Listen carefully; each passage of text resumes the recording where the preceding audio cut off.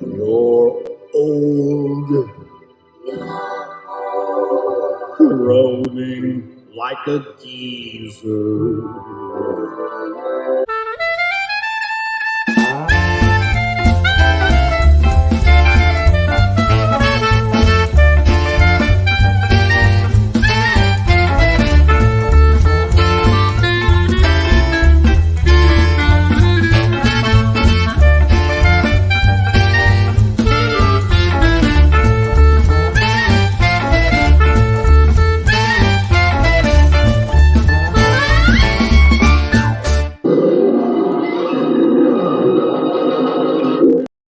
No video today because there never was an X-Force cartoon that I could draw from, at least that I'm aware of. I couldn't find one.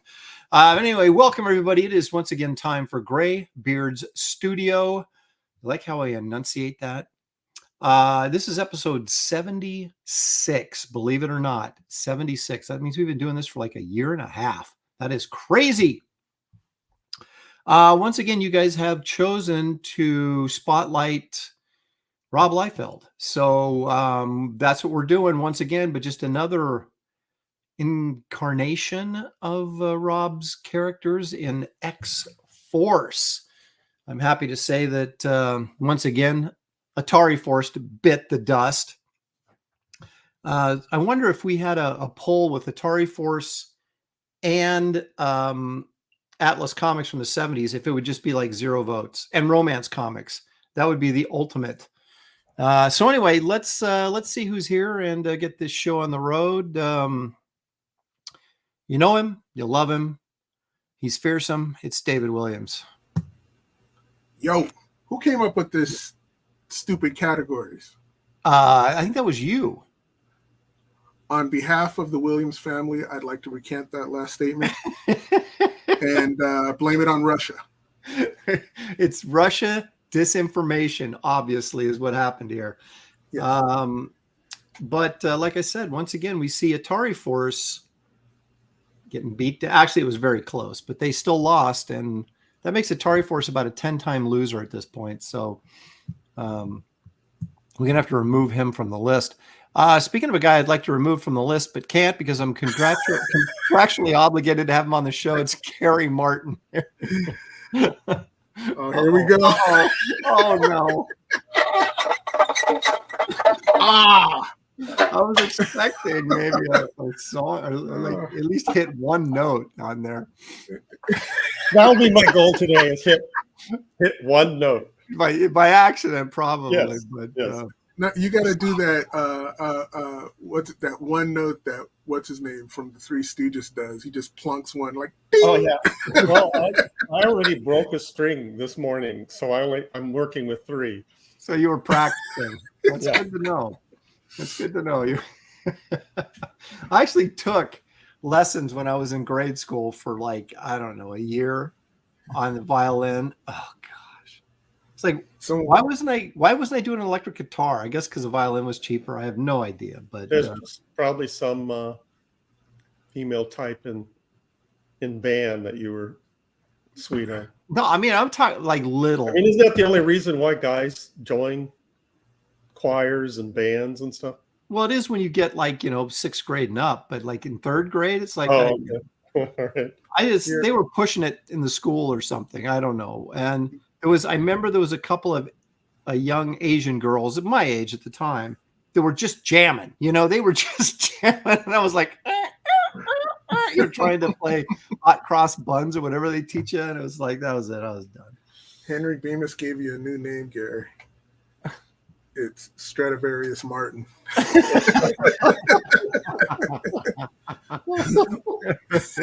Stradivarius Martin.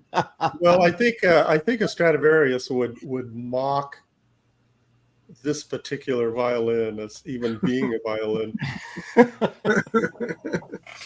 When the violins get together, yours is like shunned and pushed off to the corner of the room by himself. Speaking of being shunned, we have no Sasquatch sighting this week, but I'm glad to say that I was actually informed by Bigfoot that he wouldn't be here, which was nice. And then because He's working on my book and trying desperately to get it done. So I can't really fault him for that. We were able to reel in a special guest host, Sergio Carello, but he felt that eating dinner was more important than being on time for the show. So he'll be rolling in a few minutes, and we'll get to see Sergio in action. And, it takes time to braise his meats. That's right. Let's get that Brazilian meat. He's got to. That's right. Well, he's watched the show before, so he knows food is more important to us than drawing. Well, yeah, I suppose that's true. It's getting so. The longer the show goes on, the more eating and less drawing is going to be had. So, someone says, "Who? Sergio Cariello? You don't know who Sergio is? Well, he worked for. You'll know when you see his stuff. Yeah, when you see his stuff, you'll know. For DC for years. He did the illustrated Bible for, I don't know who the publisher. Yeah, he drew the Bible. Yeah, so get off his case.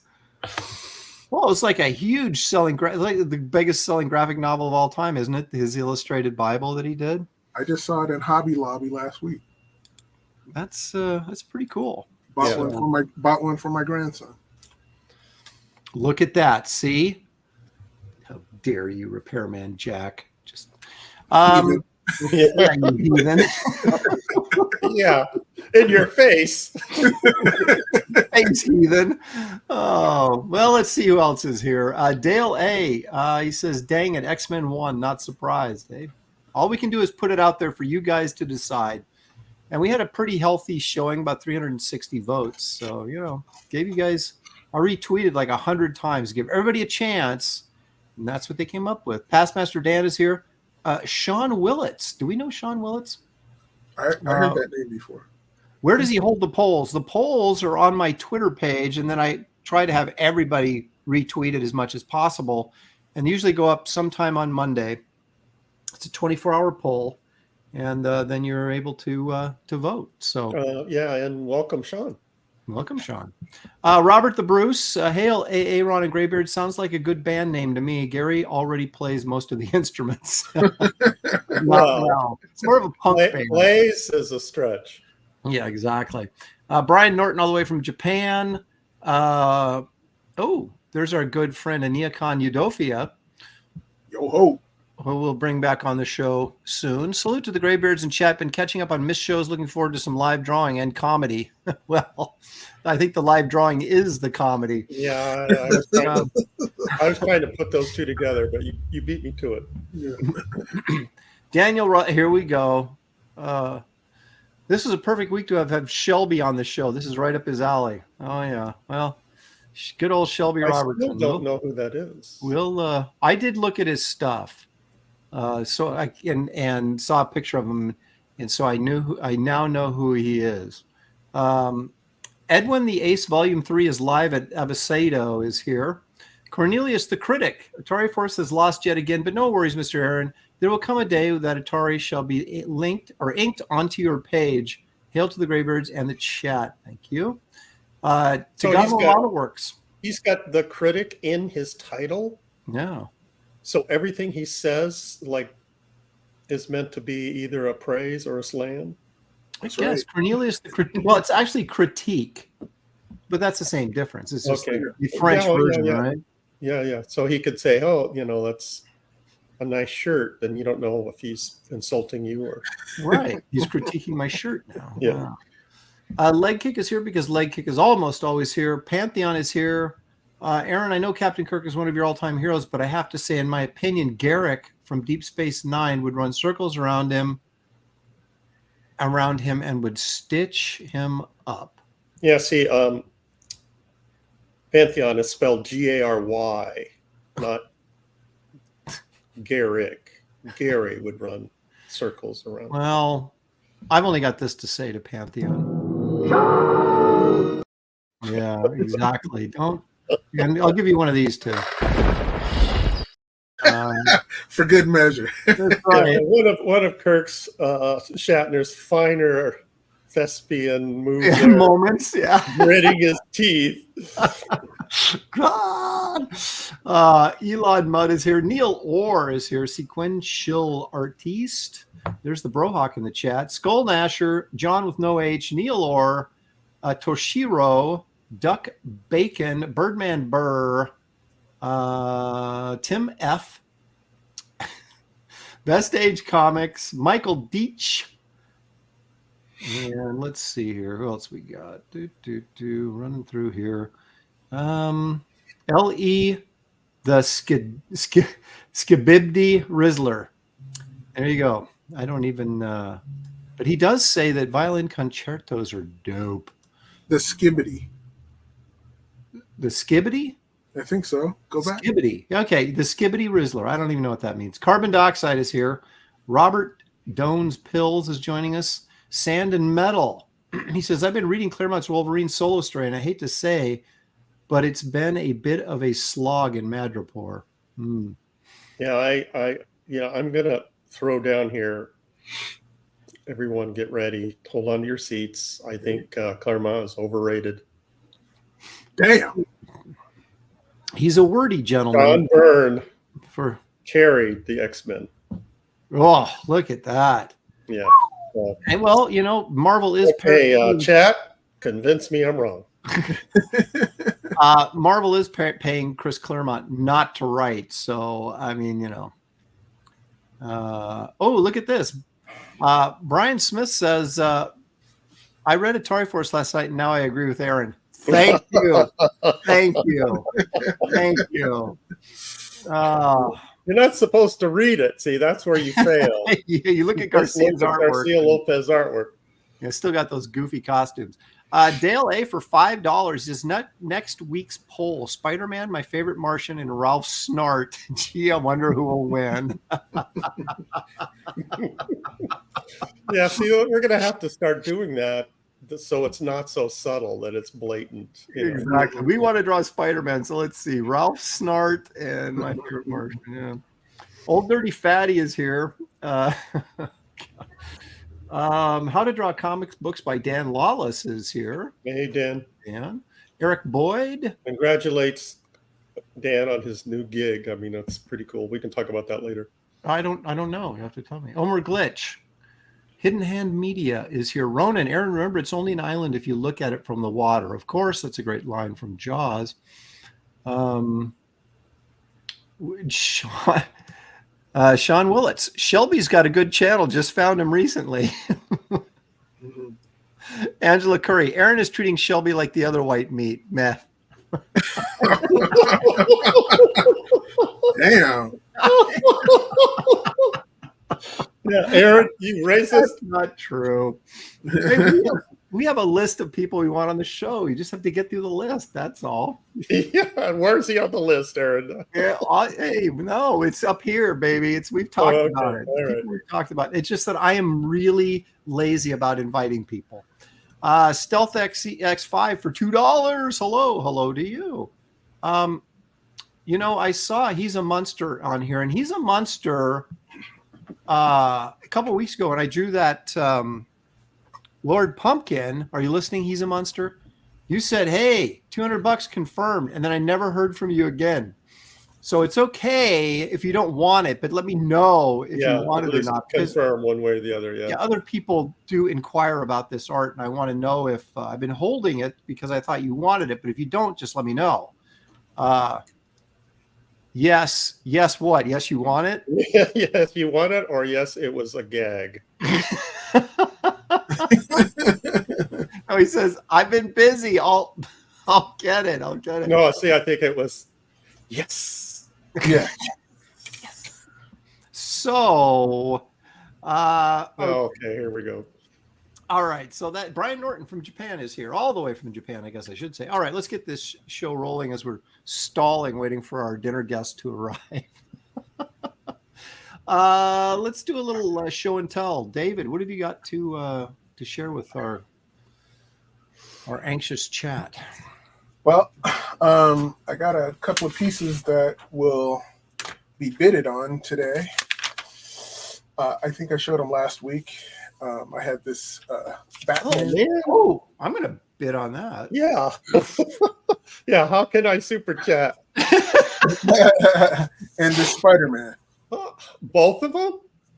Yeah, I was thinking both of them. I'm gonna put a circle around here so it'll have some kind of graphic thing for when you frame it. It'll look nice. And then All right, around you guys. the circle will be Remember, all the it's Spider-Man villains.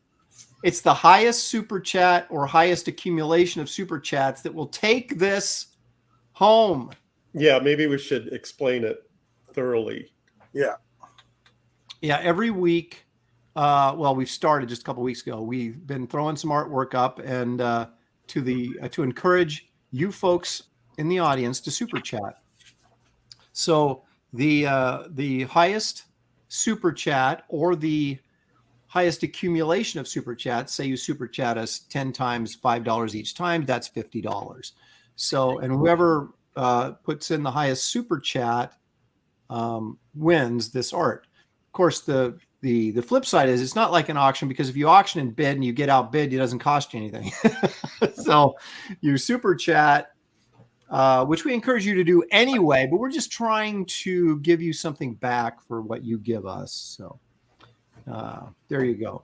Those will be up. And those are great pieces. I love that kind of Bruce Timm Batman and the Spider-Man as well.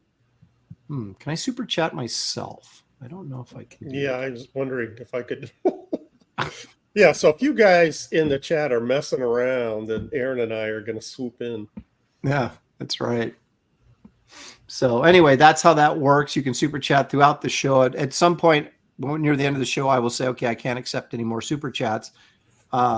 Just because we had somebody they were throwing super chats at us, like as I was saying goodbye last week, and I was like, oh. Yeah, it's like, it became like an auction. Yeah. So anyway, those are some great pieces. Of course, David is drawing Fearsome, which is Ethan Van Sciver's new book. In fact, it's the campaign is on Indiegogo, and you'll find the link in the description of this video. Take you right there. There's 2 issues, right? Issues 1 and 2 in this campaign. Yes. So you guys want to check that out if you have not done so. All right. Cool. Oh, here's some of the artwork. Dang. That is some nice looking stuff right there. Yeah. Has any of this artwork gone up on the campaign yet? Not yet. Oh, that's cool. I'm looking forward to this. So you're all the way done with issue 1. Have you started issue 2 yet? Just the covers. Okay. So then that means you should be working on 4 pages of Imperius, right? That's right. Okay. I want to make sure. Yeah. So he's confirming that he should be working on this. Right. Not that he is working on it, but that he should be. Okay. Now that was great looking stuff, you guys. This is going to be an awesome book. Yeah, you don't want to miss out on it. Yeah. Okay. So we'll revisit the giveaways for the highest super chat later on in the show. David, calm down, David. Black So on here we black go. All right, Gary, what the heck is this? I'm a fan of the game, and I like the series. I mean, it had, it wasn't perfect. It had some flaws, but I enjoyed it. What is this? Are you serious? I don't even know what it is. Uh, Oh, Fallout. Okay, I see it up there on the. I still don't know what that is. I know it's a game, but I've yeah, never. Fallout is a series. This is some armor from Brotherhood. It's like a sect in that world that they walk around in this cool iron. Do you play video games, Gary? I'm not ashamed to admit that I do. Okay. I was just not. I didn't. I guess that sounded kind of condescending the way I phrased that, but I was just curious if you Gary did. is a total gamer. Yeah. So anyway, it's just every once in a while I get an itch that I need to scratch, and I scratched this one. I was really good. Oh my gosh. Yes, I won't be doing this for a while. So anyway, yeah, power armor, and for sale. Yeah, it is available. Everything But is again, for like I sale on say, the it wasn't a commission or anything. I just decided to do it. So yeah, so where can people contact you, Gary, if they were like, I want to buy that piece of armor from you? You can just get my business email. You also could get my art book the same way. It's inkart@earthlink.net. Okay, there you go. That's pretty groovy, Gary. Oh, look who's here. Someone finished dinner and decided to join the show. Everybody, welcome Sergio Cariello. Hey, Sergio, hey, welcome. Hey, Sergio. What did you have Sergio, for dinner? hey, Dave. Yes. How's it going? You look very white to me. Only on this side. Okay. I believe it's true now. It's not artificially created by Aaron's Yeah. technology. What did you have for dinner, Sergio? I had rotisserie chicken from Sam's Club. We thought you were making it. Yeah. No, actually, I was late because somebody was delivering furniture to my house, and I had to take care of the dogs, not killing them, and Yeah, I have that making problem sure too. the sofa was in perfect peace. God. And then I gave each an action Bible and a poster of the Incredible Hulk and Batman, because that's what the favorite superheroes that they like. So Oh, that's Oh my cool. gosh. Well, that's how you get those delivery guys to take a little extra care with your furniture when they're bringing it in. that's right. Plus, do you guys do that? Do you trade artwork for like services? I do. You get like someone to redo your roof for like a Spider-Man drawing. I'd like to pull that off. That'd be nice.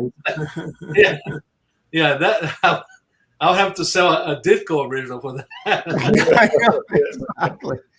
Hey, Sergio, Repairman Jack in the chat says, "What? He doesn't know who you are." He says, "What?" He's so disrespectful. What titles I know. have you worked on? I'm shocked. Give us a rundown on some. Yeah, of do you have something to show us? I have done Batman for DC Comics. Worked with Dennis O'Neil on the Deathstroke for DC Comics. Captain America for Marvel. Spider-Girl, Spider-Man. Your cross Superman for DC Comics. I inked Lee Weeks on Daredevil, Spider-Man, and Superman. Oh, Yeah, I didn't know that.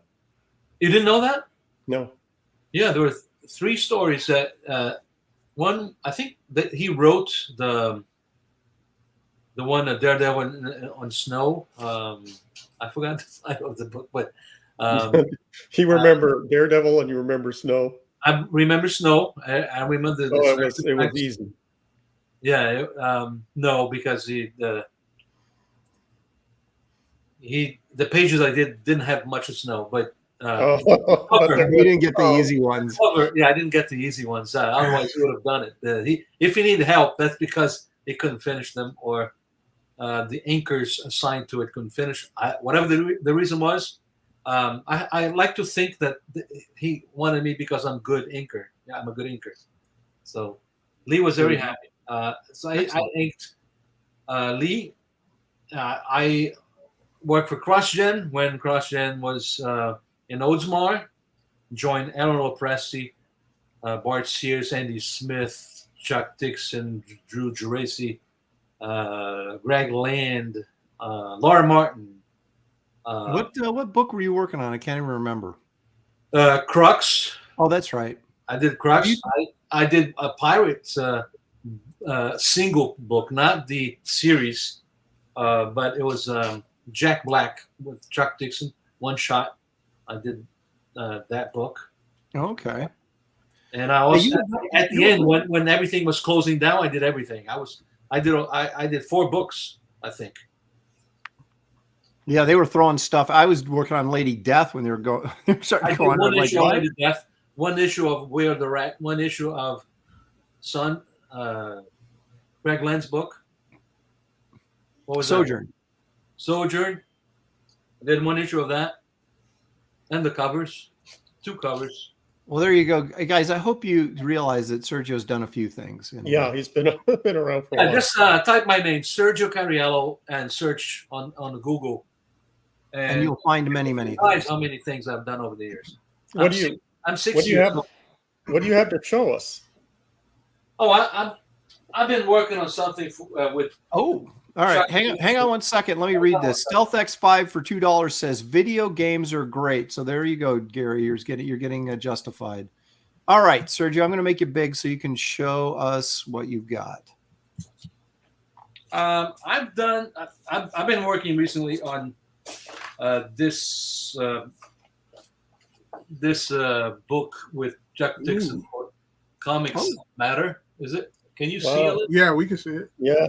Oh man. This looks like Red Wolf as a chick. Is that a cover? That's not a cover. That's not a cover. But I'll go through some pages here. And the reason why I'm doing standard on this book is because I want to. You mean, are you talking about not doing it digitally? Right, because on the Action Bible, we added, on the second edition, we added 125 pages to that book, and I did all digital. I even lettered with a Joe Kubert font, so I didn't have to hire a letter anymore. On that Action Bible, did you guys did like the whole, I mean, you didn't do every Bible story in the Bible, did you? Just like No, just 200 stories. Oh, is that all?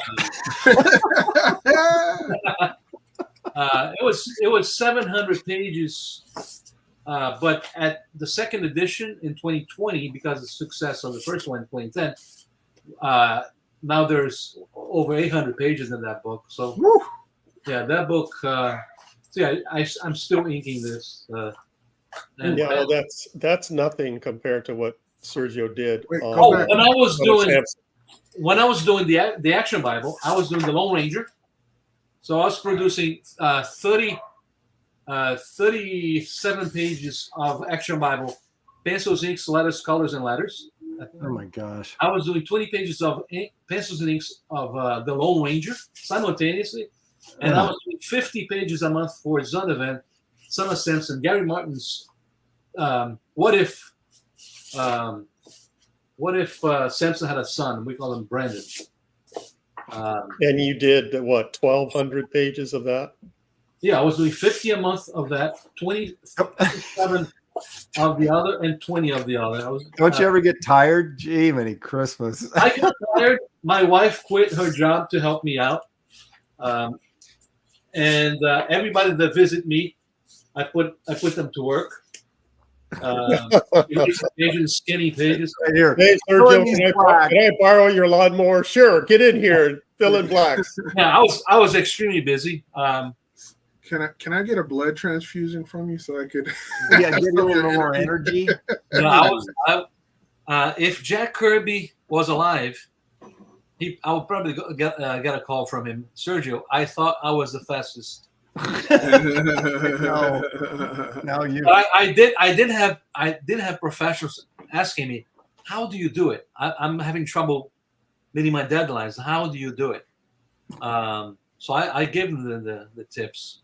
I don't charge much for revealing my secret, but we'll see. I remember at CrossGen, I had to do 1 page a day, so I was doing a lot of this. Twiddling your thumbs. Hey, somebody says, here we go. Old Dirty Fatty in the chat says, ask Sergio if he remembers a Marvel Comics scholarship recipient who lived with Alex Stevens. He says, Old Dirty Fatty says he took a class from you. He took a class from me? That's what they're okay, saying. So he's not revealing his real name. So okay, let me share something to make it easier for people to forgive me, okay? I taught 7 years consecutively to the Kubert School. 7 years. A, B, C, D, E classes. Each class had 20 students twice a week. Do you want me to remember all the students that I have over the 7 years? Because when I go to conventions, I hear a lot of people coming, you taught me this. And and there's no way I would remember everybody. I remember David Nakayama. Oh, really? Well, who could forget that? Yeah, and I remember. Yeah, I inked him at Marvel. You inked him, right? And I remember telling people that this guy's going to go far. This guy's going to go huge, and because he was already good when he was, and I remember a Batman artist. I forgot his name, but he did Catwoman before I did the Catwoman No Man's Land. He was doing some issues of Catwoman. Black artist. I forgot his name, but he's a big. He's not Dave. He's another big one. I do have a few students of mine. As a matter of fact, some of them hired me to do covers for them. Oh, that's cool. Sequential Artiste for $5. Thank you so much. He says Sergio is awesome. There you go. And Forsaken Sandwich wants to know. He goes, yeah, but how fast does he teach? You draw fast, but do you teach fast?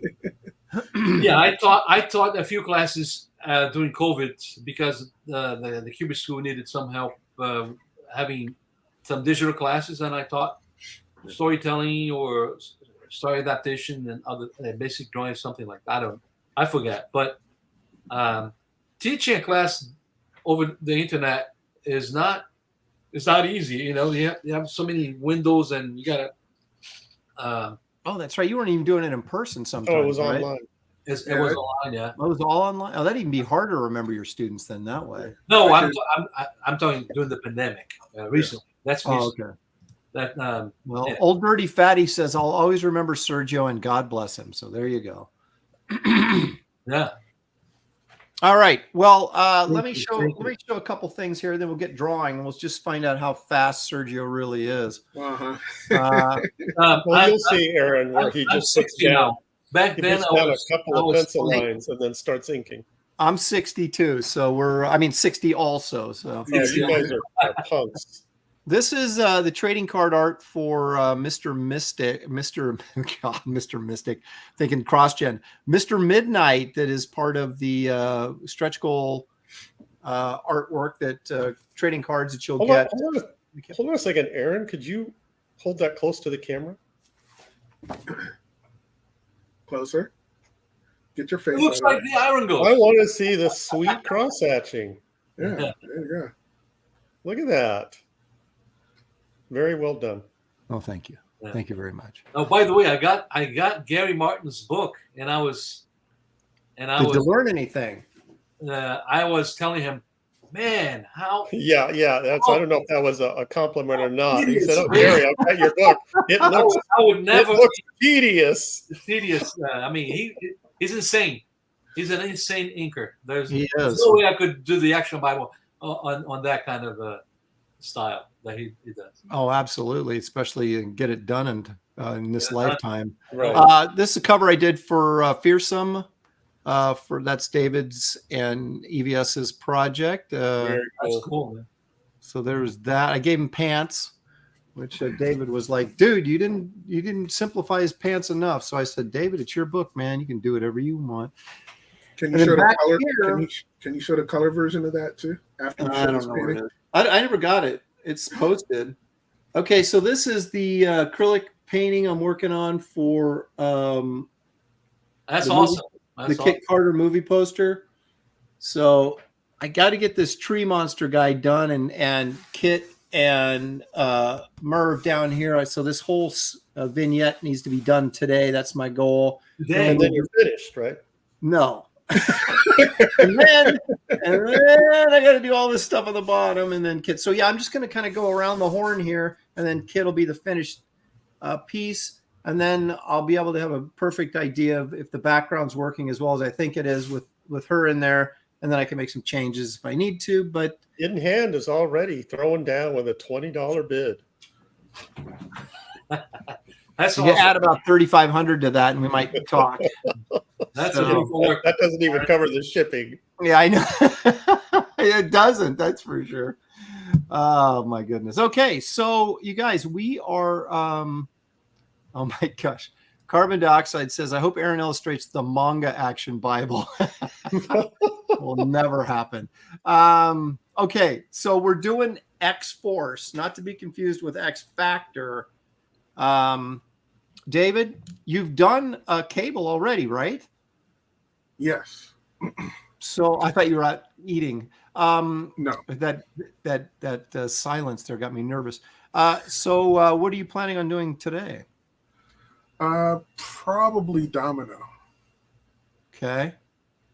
Sergio, are you an X-Force kind of guy? I'm not, but I was searching. I hope I got the right character. It's a lady that has a funny hairdo, like. Oh, that's like Wolfsbane or something, Yeah, right? Wolfsbane. Yeah. Mm-hmm. Yeah. See, Sergio, I don't know who these characters are either. Yeah, well, that makes three of us. Yeah, I was so excited to do Atari. So Garcia Lopez, you know. I don't know why Gary told you we were doing Atari Force. Maybe he was just wishful thinking. I don't know. I didn't tell him I said it was. That's close. what he said. He said you told him you're doing. Did you rat me out? Didn't you tell me? No, I said it was close. Sergio, I said it was close. It was close. Yeah, and then we started talking about Sergio. You know, when we. I'm sorry, Garcia Lopez. Yeah, when we turn 60, we can excuse ourselves for slipping. Yeah, that's true. Wait, Yeah. you know what? I changed my mind. Uh-oh. Wolverine was a part of X-Force, so I'm doing Wolverine. When was Wolverine? When was Wolverine part of X-Force? Look it up. Man. Because I drew an X-Force. Look it up. I drew X-Force before, so I did an issue of X-Force. So yeah, I'm doing Wolverine. I don't have time to look it up. I got to look up. Actually, I am looking up X-Force because I have no freaking idea who You know I'm what? going. You know who else really? is in there? Psylocke. We can still decide now.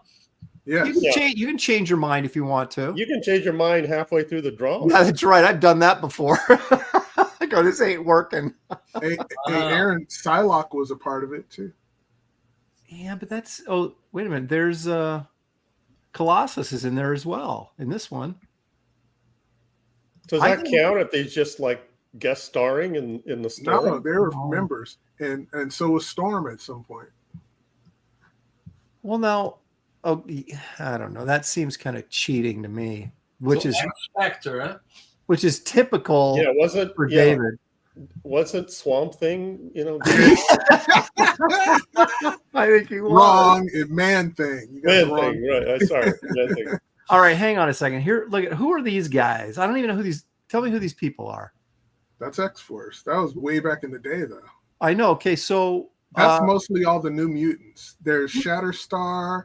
There's Cannonball. Right, that's this guy. Shatterstar is the guy with the ponytail, right? Yes. And David, did you say Cannonball? Yes. Okay, Cannonball's Aaron, right there in you go. He's right in the middle. Okay. Cannonball, Aaron. Come on. Give somebody a cannonball, Aaron. No, who's this? Is that? I think that's Jean. Was she in? Or I think it was Madeline, or I'm not sure. Madeline Pryor, who was like Goblin Queen at one point. Yeah. Okay. And there's Boom Boom back there. Yeah. Thunderbolt or whatever. Whatever. Yeah, the big Indian, the guy. Well, yeah, but that was he was the son of the X-Men guy, right? That got killed like in the second issue of X-Men. What was that guy's name? Eyes. Yeah. Now, let me ask you: is this supposed to be on paper or can it be digital? You can do it on digital if you're a wimp, but as long as we can see you drawing, that's fine. Okay. Or at least show the camera every once in a while. It's up to you, Sergio. Okay. I mean, we frown on digital art, but we understand that there's people that are lazy. We've had several guest artists do digital. That's right, and we always give them a hard time for we mock them, but they do it anyway. Yeah. Oh yeah. Am I new? I've been here before, right? No, this is your first time. No, this is the second time. He's been on this show? Yes. When? Thank you, David. Like early on. What did we draw? Do you remember? He did something digital before. I can't even remember. See, Sergio, he can't remember because it was digital. It didn't cause an impression. Huh? Well, it was because it was Gary's right. It was No. digital, so I just put it out of my I mind. so often forget everything that we do here. So that's all. Thank you. Has nothing to do with you. All I do is look through my portfolio and go, "Wow, when did I do that? I can't remember." When you draw on paper here, do you just pencil it or do you ink it too? We try to You go as far as you can go, and as far as you could go. Yeah, within the time. sometimes some like- people. Kelsey does full on paintings and stuff. Yeah, like that. Kelsey does paintings, so it depends on how much you think you can get done in the amount of time. we got about an hour and a half. Okay. Yeah, that'd be awesome. You sculpt something. Yeah, well, that actually would be pretty cool. If that's Madeline Pryor, what are her powers? What does she do? She just looks good. Well, okay. So I can just, okay. You could handle that, Aaron. She doesn't have to be doing anything. Warrior Smurf says the redhead is Siren Banshee's daughter. Oh, there you go. That's right. So she does the same thing he does. It's like yells at people. Isn't that a typical woman power, though? That's right. She shrieks. Well, you don't have to. She You shrieks don't at have to people. draw her yelling. You could draw her, about to yell. I'm gonna bring paper to this room just in case I decide to go on paper. Okay. Awesome. Okay. Hey, And you know what? You could sell it on the show when you come back again. that's right. Oh, See? awesome. That's the beauty of that's the- paper, Sergio, is you can sell it. Yeah, that's the advantage. I Sergio like doesn't that sell big his Indian originals. I like that big Indian dude, but I'm probably going to draw the chick. Who are you drawing again, David? Wolverine? That's right. Okay. Well, Sergio rarely sells his originals. I wanted an original from the Son of Samson series that we worked on together, and he did like 1,200 pages of that, and he wouldn't sell me one. Wow. So I ended up trading him for a double page for a Jack Davis piece. So that's what it took to get. You had to give up a Jack Davis piece to get a page from a book you worked on. I traded him a Jack Davis piece. There ain't no way on God's green earth I would have made that trade.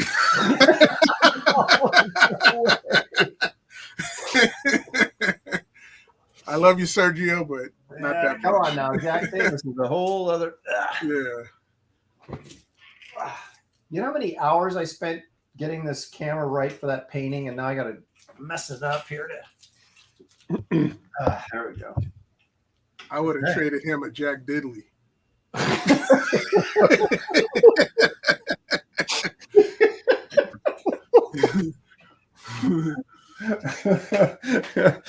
All right, there we go. I heard my So- name a few times over there. I hope everything is. So what are you doing, Aaron? I think I'm doing that red-haired chick, Screecher. Okay, so you still don't know the name. Red-haired chick. Banshee. Screecher. Oh, Isn't that what it is? Screecher? Yeah. Really? I don't know. Siren, I think, is what. And Siren. David, what are you doing? Wolverine. How many more? Wolverine. Okay. Dude, no, I could do Cable, couldn't I? Yeah, do Cable. Do all those pouches and guns and I don't want to do Cable. see. Yeah. I told you there's Psylocke, and you could just knock that out. I don't remember Psylocke ever being in X-Force. It doesn't matter if you just look it up. And I'm trying to Sergio, help you. what are you going to be doing? The chick with the hair. The chick with the hair. Wolfsbane. Yeah, the werewolf chick. Okay. I kind of want to do Cable, though. All right. Well, if I do Rob Liefeld You know guns, what? it won't take me very long. Do Cable. Knock it out. Knock I'm gonna do- yourself out. Yeah, do the opposite of what David's telling you to do. Yeah. Well, David's like, here, this will be easy. But I don't want it to be easy. I want it to be challenging. Okay, all right. Okay. Until there's about 30 minutes left in the show, and then I'm like, why did I draw this? I know, right? Big ball of shot caller over here. All right. Is that shadow going the right? That's okay. That works. All right, here we go. While there's a lull in the conversation when you guys get started, I want to tell you guys about a dream I had the other night. Uh-oh. Okay. This is just an example of the kind of dreams I have. I usually remember all my dreams. So I was in a gym and there was a bunch of kids playing basketball. And for some reason, I was in some position of authority and, maybe coaching or something. It was kind of unclear.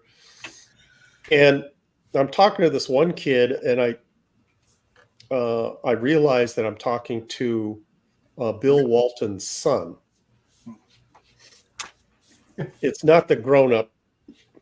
Didn't Bill Walton's son actually play in the NBA? He did. Yeah. Well, this was a little kid, like junior high age.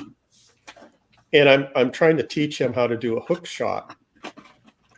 And Bill Walton walks in and he's standing there listening to me, trying to teach his son how to do a hook shot. And I don't realize the irony of that until it's too late and Bill steps in and says, wait a minute, this is how you do a hook shot. And then I realize, oh yeah, you're Bill Walton. Why am I even talking about basketball? Wait, why is he sending his son to your camp? That's what I want to know. Yeah. So there's, just different stuff happens, and then the practice breaks up, and a bunch of people need rides, and I don't know if this facility was like a church or a YMCA or some kind of activity center, but they had vans to transport the kids home. And so then I spend a lot of the dream trying to match the van that I was assigned to with the license plate that I was assigned to that was written down on this piece of paper. So I'm driving the van around looking for a gas station, looking at this piece of paper, trying to decipher it and make sure I got the right license plate. And I can't read the paper very well while I'm driving. And I'm in this residential neighborhood, and there's a bunch of people, doing stuff outside, mowing the lawn, and kids playing in the street and that kind of thing. So I pull over to read the license plate that I'd written down on this piece of paper. And, like a typical dream, you can't read stuff. I can't read stuff in dreams. So I couldn't make out what it was. And while I'm looking at this piece of paper, this little black girl comes up to me. Mm-hmm. And she has like a fishing line string. Her and her friends come up to me, and they're, young, they're like junior high age. And she has this string, and she lassos my hand and wraps the string around my wrist and pulls it tight. And I'm like, what are you doing? And she says, oh, I caught you. Now you have to marry me. What? I'm like, what? What's going on? I was like, is this some kind of rule, like urban rule that I don't know anything about? I mean, what's urban rule? And all the kids are serious. She's serious. And it's like, okay, I'm in trouble here, but I've got to kind of play along because they're a bunch of kids. And I see two adults are coming toward me. It turns out to be the father and the uncle are coming over to see what's going on. Now you're in trouble. And I think, well, no, this is, here's the two adults that they'll be able to straighten this out, and I can go on my way. They'll be reasonable and I can go on my way. So they come over and the uncle's all, hey, what's going on? And I explain, the whole string around the wrist, and now she wants me to marry her, and I'm waiting for him to say, kids, it's here, we'll untie you and you can go on your way. But the guy says, oh,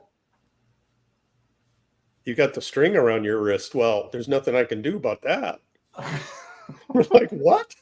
He was like, that's the rule. She's got you, man. And that's when I woke up. I was like, ah. All right. Now, Gary, do you ever watch Rawhide, the television show? Oh, yeah. That is an episode from Rawhide. Seriously? Clint Eastwood gets into it with this dude, and there's like this whole clan of like mountain people that they come across, and he beats the crap out of this guy, and somehow this guy does him wrong, so they have to do this court hearing in front of this clan of people, and so he has to give Clint Eastwood something, you know, for his outrageous behavior, whatever he did. So he ends up giving him this girl that he was going to marry. And so Clint's like, I don't want to marry her. And like, you got to marry him or you're going to die. You know, they had guns on him and everything, trying to make Clint Eastwood marry this girl. And so I think that's where you got it from. Oh, that's funny. Now, you guys want to hear something that wasn't a dream? Yeah. I want to hear something good. Yeah. Since Gary started it off as like a basketball coaching type thing, me and my cousin went to go play basketball at this park that was across the street from my grandmother's house in West Covina, California. And I was about 14, 15, around that age. And he and I are just playing, and we're the only ones there. And then this man and a young kid around the same age came over, and they wanted to play as well and say, hey, do you mind if we shoot hoops with you? And, I'm thinking I'm a baller and stuff like that. And I'm just like, making these 3-pointers and whatnot. And they're not all going in, but this young kid that came was really hooping, like crossing over behind the back, reverse layups, all that kind of stuff. And who I assumed was the father of this young man goes, okay, was calling out plays and saying, hey, no, do this. And, because we're at this point, he's calling out plays. Yeah. So we're like telling them what to do, and we're basically playing 21, you know what I mean? So, because it's just 3 of us, because he wasn't shooting at all. He was just telling this young man what to do. And the kid was doing this shot that wasn't falling down. And the guy gets the ball and he says, no, it's like this. And then he shoots it and he does it. And he does it over and over. And over. We're like, damn, you know what I mean? And so after this game is over and whatnot, we're walking away, and my cousin goes, do you know who that was? And I was like, no, man, who was? He said, that was Jerry West. What? Yeah, it was Jerry West, and I don't know if that was his son or a nephew or whatever, but it was Jerry West. It just passed, right? Yeah, and he just passed. Yeah. Aaron, do you see my my other camera?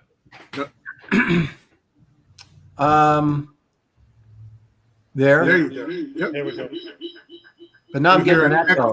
Echo. How do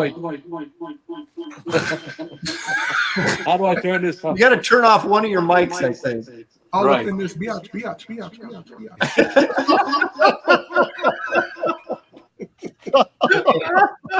Did I help? No. Okay, everybody talk normal. I think you're fine. Test. Say something, Sergio. Hello. Don't say it like that. Hello. Yeah, you're good. You're good. Deb Koffschnelly says, I just looked up Gary's dream in a book. It says that you are gay. Who's that? Boy, I wish I had the cannonball control. I'll take care of it for you. We can't have this stuff going. Where is it? Who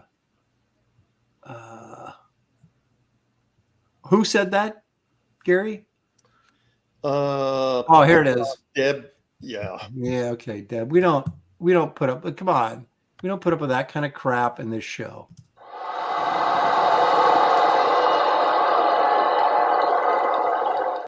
I don't want any more behavior like Let me that. tell you a story. One time,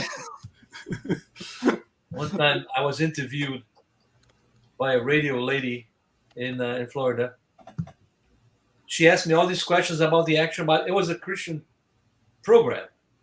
She asked me all these questions about the Action Bible. She introduced me, and some kids were invited in. So the first kid who comes in as a guest has a question, and he asked, "How did you create Spider-Man?" Of course. And what did you tell him, though? That's the more important I question. know. Well, I had to tell him the truth. Oh, that's no fun. Yeah, I'm Gary sorry. wouldn't have done that. Yeah, you didn't create Spider-Man. You created Captain America. You should have said, "Yeah, in my dreams." Yeah, That's yeah. where I created. And you wouldn't be lying. So the kid could care less about the Action Bible. All he had is Spider-Man. This guy's a comic book artist, so he must know Spider-Man. Henry Thrune says, "Awesome, Sergio. My kids grew up on your Action Bible." See? There you go. Awesome. That's the isn't that like the best-selling graphic novel of all time or something? It gotta be. It's in America alone sold over 3 million copies. Shoot, it's pretty. Really? Really? Who's the publisher on that? David C. Cook. Is that the guy in Florida? He's dead already. David C. He's Cook. dead? Dead, yeah.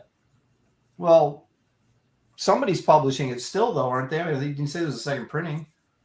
No, I'm saying that the name carries the founder who has passed away, but they kept the name, David C. Cook Publishing.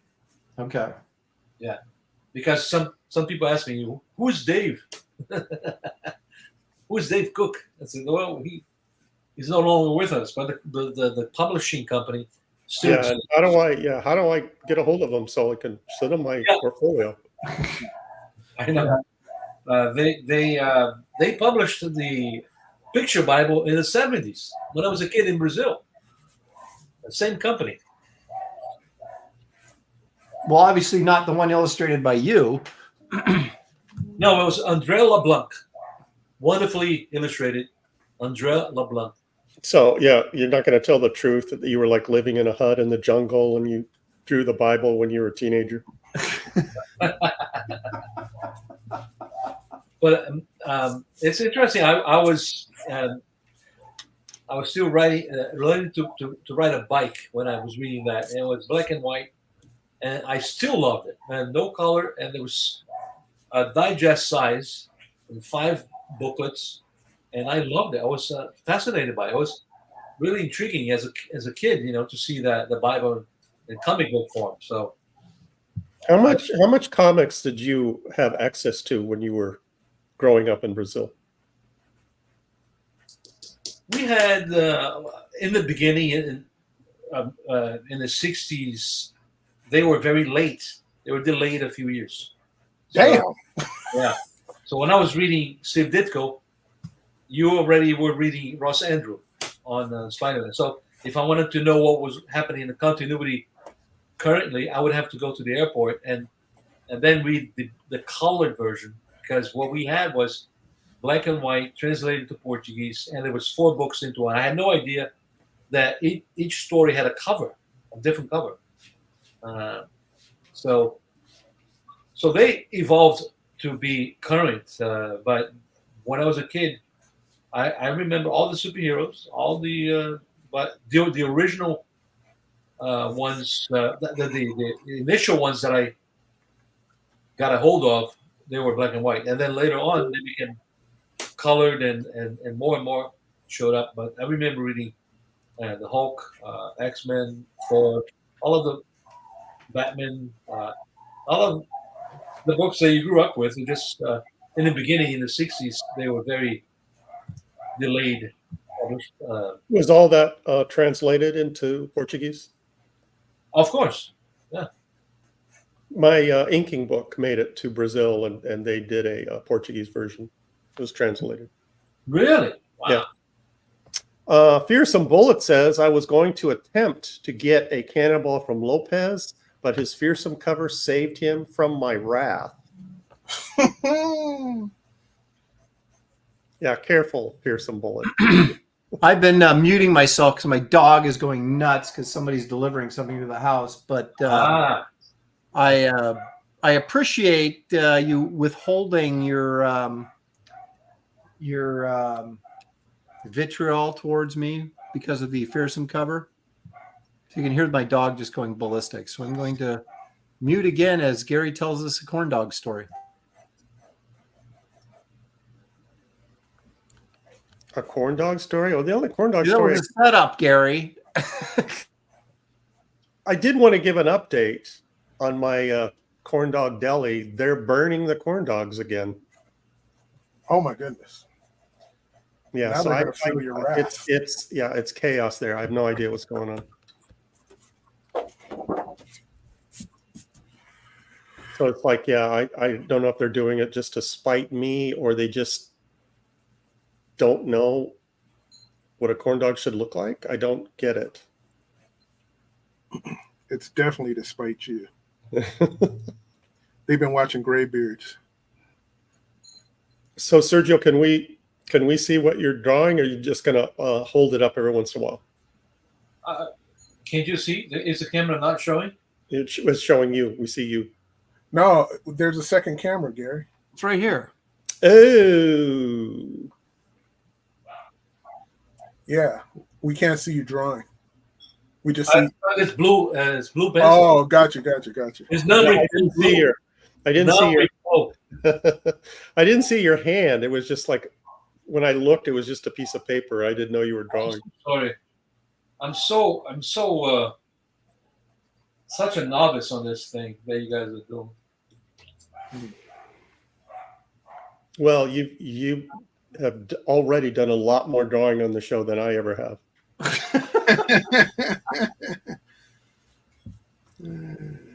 I'm laying down the basic shapes before darkening a little bit, you know. Like a true teacher. He's laying down the basic shapes, getting it right. For 3 minutes, and then he'll go right in with the inks. You know, I'm looking at these like reference for cable and stuff, and it makes me wonder as I look at these costumes and stuff. And I know it was, you know, it was the era and all that, but it's like, do you think these guys didn't like to draw anatomy, so therefore they covered it all up with? I mean, because I'm sitting here drawing this costume, going, why can't I draw the muscles? I got to draw this stuff over the top of it. I don't know if they didn't like to. I just think they were. No, I better not say this. Yeah. Say it. No, I'm not going to say it. This is Trash Cast. Come on. Wizard Sleeves is in the house. He says, "Hail to all my Comicscape peoples." What's up, Wizard Sleeves, the man who confuses Gary? Yep. It's not, no, he doesn't confuse me. His name does. Well, but he's responsible for his name, so therefore he is confusing. Okay, all right. Okay, fair enough. So, no, okay, but my question actually is sort of serious. Sort of serious. Do you think it's that these guys, it was all about what they thought would look cool and sell? That's what I think it is. 100%. Okay. So, what is the name of the chick that I'm drawing for X-Force? Wolfsbane. Wolfsbane. They had a different werewolf chick too that had a different name, didn't she? For one of like New Mutants or something, or not? It's New the same Mutants. one. It's the same one. It's the same person. Because I drew one, but she had a different haircut. Yeah. Well, that's not surprising. He's drawn the It's a Rob girl. Liefeld version I with see. the crazy hair. I It's got the it. same Oh, Marcus Killigrew. He's here now. Well, now all the cloudy information we have will get cleared up because Marcus knows all and he tells all. Yeah, if we want to know it or not. But at least we know it's right. Yep. Uh, It's always reliable. no, I think I probably should cut off these guys' feet, shouldn't I? Yeah. And not draw the feet. Put a big rock on Yeah. Okay, crop 'em. Aaron, I think you should deal with this chat. What's going on now? Well, I don't know if it's insult to the chat or an insult to us.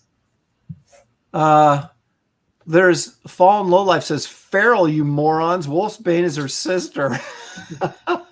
Damn. Look at, they're cleaning it.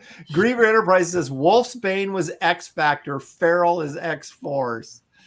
Okay. No, nerd. It's who gives a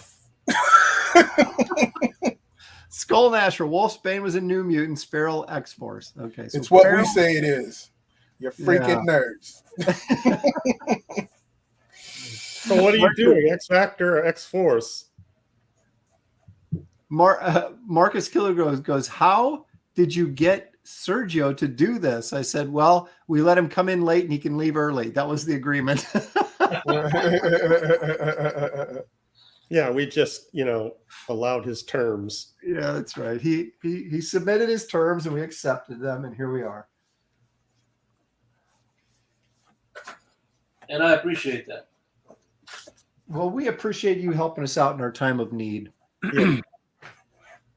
I cannot tell what's going on with these boots that Liefeld drew. Going on with the boots.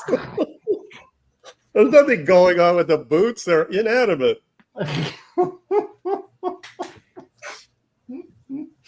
Like they have a life of their own.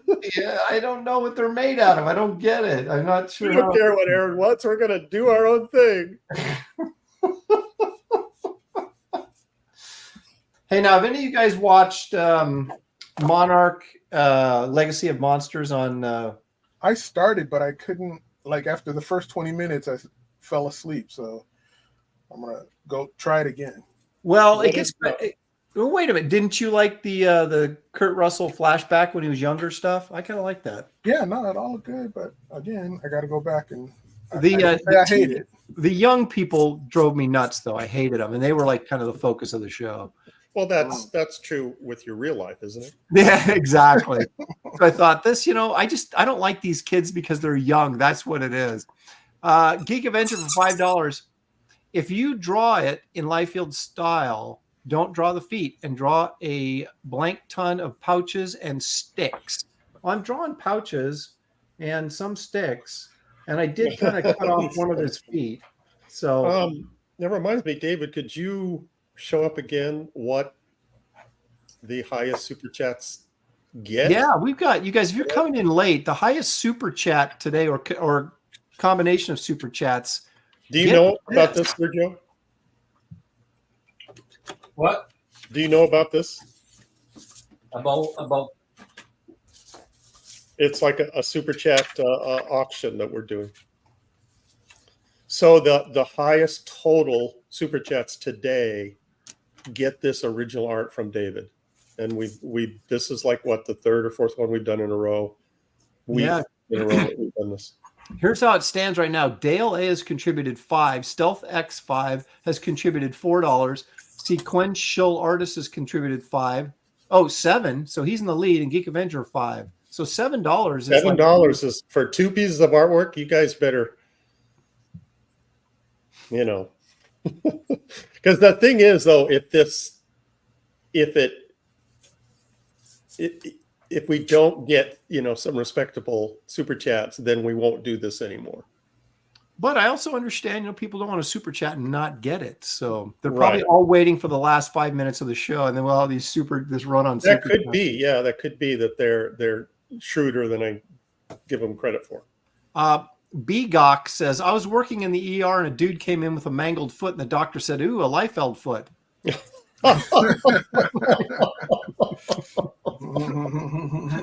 And then you two had an argument on who was the right Silver Surfer, the Kirby Silver Surfer. Yeah, exactly. Basima Silver Surfer. Wizard Slaves. Look at this. Are you kidding me? Wow, my wife took my cards. EBS got her mad with the 48-hour thing. So he can't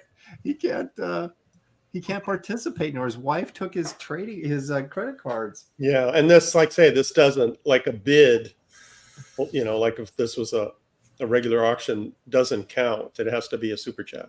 Yeah, it's a super chat. So I'm gonna go tell Shelly to super chat so I can get. Yeah, them. I see. Shoot, I wonder if I could do that. I don't think you can super chat. Maybe if you went to the YouTube feed, Gary, you could go in and super chat. Okay.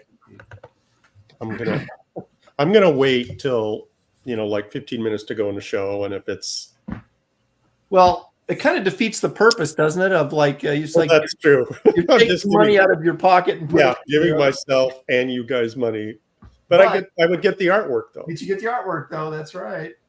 That's what I'm thinking too. I'll just pay myself $25 to get that artwork, or $50 or whatever, $100. So yeah, maybe they're waiting. Well, I'm gonna do the same thing you are. Like I said, I'm gonna go and I'll super chat it up here in a minute. If you guys aren't careful. Although I've got such a huge David Williams collection of art. It's like, do I need more David Williams? Mm-hmm. I might need more. Yeah, I've got a good collection too, but you can never have enough. I think they should have hired me to draw Cable. That's what I'm thinking now. After doing Goodness. Well, we'll never know because you're just focused on me. Well, I'll never get the chance now. I'm sure they're just over at Marvel going, who should we hire? We should hire Aaron. He aligns with our politics so well. Yeah, you slip through their fingers. Mad Socks is asking an interesting question, but I don't know who you're directing it toward. It says, what is a normal page per week did you do in mainstream? Who's you? I did 5 pages a week almost relentlessly because I needed the money. So even if I wanted to slow down, but that was your regular pace. Yeah, it was 5, and then if I got in trouble, somebody dumped a deadline on me. Wow, I need to work on that. I really do. Oh, that is terrible. Oh, that is the worst I've ever heard. I'm retiring this, and we got to fix the strings and make it work. SXS jumped into the lead with $10. Says, those are mine. Looking forward to KC Lopez. Looking forward to KC Lopez. KC is Kansas City? I'm not going to Kansas City. KC. What's KC? Kit Carter. Oh, there it is. Thank you. Wow. Aaron, what an idiot I am. Aaron, heads much, up. ladies and gentlemen. That's your book. I know.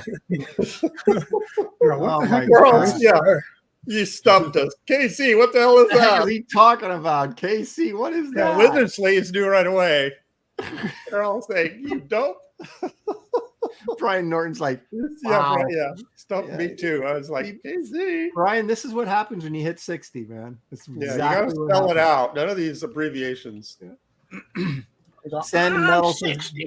Get it together, Lopez. Jeez, all right. So, oh my gosh, Aneacon's laughing his ass off at me. Revenge is a dish best served cold. It's very cold. Who you kind of revenge against? Aneacon for making fun of me. For laughing. For laughing at me.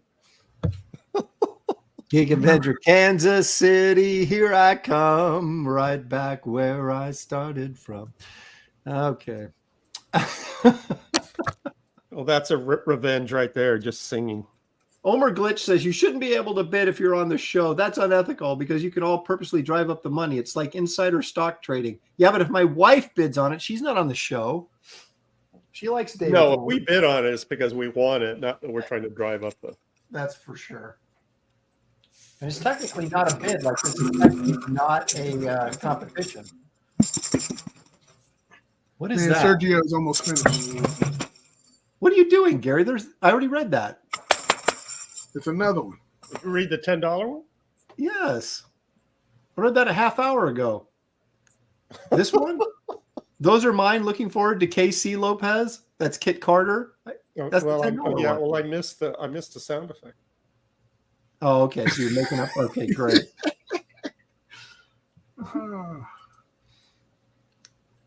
Repairman Jack, no singing. Okay. Well, if you want to call it that, I don't know that I would have called it that. Well, see, yeah, that goes without saying, but Aaron sometimes forgets. Yeah. Well, I like to think, what might have been.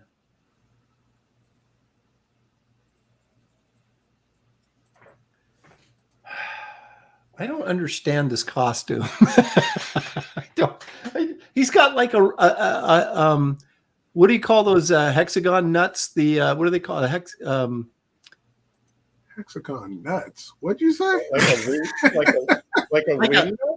Like a nut that you would screw on a screw, but it's hexagon shaped. Oh.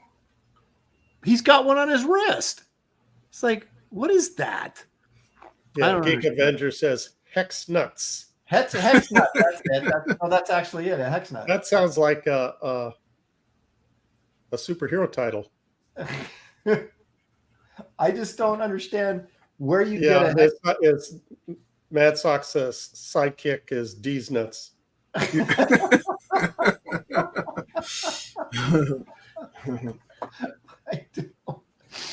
I don't understand what I'm drawing. Somebody help me. Okay. Marcus Gilligrew, I am not reading that. Although it is funny. Are you trying to lure me into reading it? No, it's funny, but I'm not going to read it. Okay, I'm not going to read it either. Nate 313 says Stan didn't get it either, but actually you should have said Stan didn't get it either. So yeah, so Wizard Sleeves, I think, has got it. There you go. A hex lock nut. That's what it is. Okay.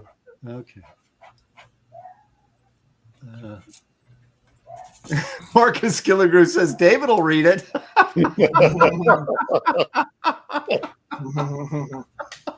He would, too. Yeah, he would. David's busy. Yeah. Drawing Wolverine, who was allegedly an X-Force. X-Factor. No, what are we drawing? What's the difference? Yeah. So Sergio, could you tell us more about what you're currently working on? Yes, I'd like to know that actually. Oh, those pages I shared? Yeah. Tell about the project. Just tell more about it. Yeah, I got the script from Chuck Dixon, and it's for Richard Mayer. Comics Matter. Mm-hmm. Your boy Zach. Oh, that's your boy Zach. Yeah. Okay. And so it's like a satire of superhero fatigue, and the guy looks like a detective kind of thing. Is that the title of the book, Heroes Fatigue? Yeah, superheroes fatigue. Yeah, superheroes. No, I thought it was D's Nuts. Was that the name of it? Okay, I'm thinking of something different. Quit thinking about these nuts. Yeah. I'm thinking about those. All right, I'm sorry. Go ahead. I didn't mean to. No, that's it. That's all. That's all there is to it. Well, okay. How many pages are we talking here? 22. So it's a regular size comic. So you finished it in a weekend. Yeah, actually, it's taken me forever because Oops. no that specific deadline. He's calling to complain about the deadline right now.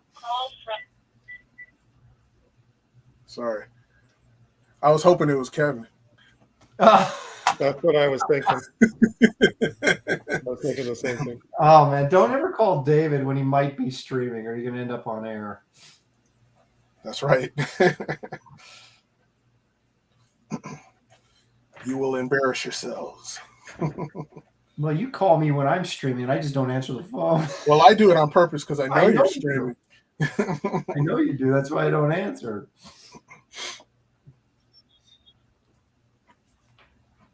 I try to get you to say racist things.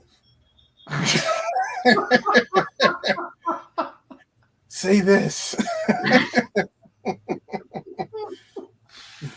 Oh, Okay. I think it's time for this week's installment of who pissed Gary off this week? Oh boy. What's Gary's Beef? Okay. What? Wait a minute, hold the sign up again, Gary. There we go. What's Gary's beef? We need like theme music or something. Let's see what I got here. Yeah, I need. Yeah, you can take me off. No, that's no good. How about this? No, I like that.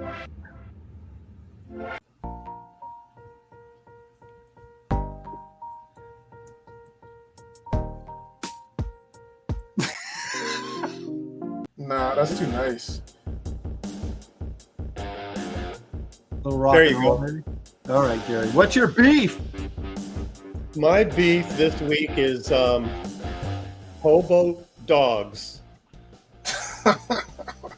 Hobo dogs. Okay. You're talking about hobos that own dogs, right? Yeah. Exactly. All right. So I don't have a beef against the dogs. I've noticed, maybe you have too, that a lot of homeless people have dogs. Yes. Mhm. I have A noticed. lot of them have dogs. Yes. And the group of people, call them homeless bums, who can't take care of themselves. How'd you come up with that? That's, just for the sake of the story, I'll just be calling them homeless bums. Okay. They can't take care of themselves, Yes, exactly. let alone a poor dog. Yeah. So I'm feeling sorry for these dogs, that I'm thinking, okay, what, from their point of view, how do they feel about this and what are they thinking? And what I came up with was they're thinking, man, this is the longest walk I've ever been on.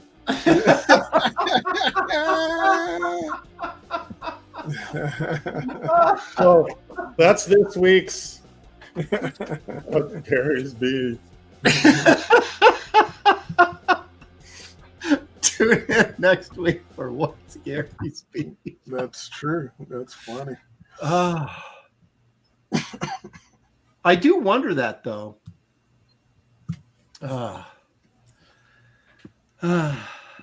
Let's wife see. They and I- save money. Brian Smith says they save money on rent, so it goes to afford the dog. But the thing is, like, I only see them with dogs. You never see homeless people with cats. Well, cats aren't really your friend, though. Yeah, they pretend to be. Yeah. Geek Avenger for $2. Can you hear the compassion just oozing from Gary? It's just- That's right. I ooze sympathy. Geek Ventures is now at $11, which I believe is the high for today so far. Scott B., I agree with you, but I'm not going to read it. So SXS has $10. Geek Avenger has gone 11. Sequential Artist is at $7. Stealth 4, Dale A 5. So that's where the super chat hierarchy stands right now. Yeah, it's still, if you guys want that artwork, Aaron or I are going to steal it if, just Pastmaster Dan says, my cat loves me so much he shares his vomit. Yeah, I've heard that many times. the gift that keeps on giving. Yep. I should be the new cable artist. I've convinced myself.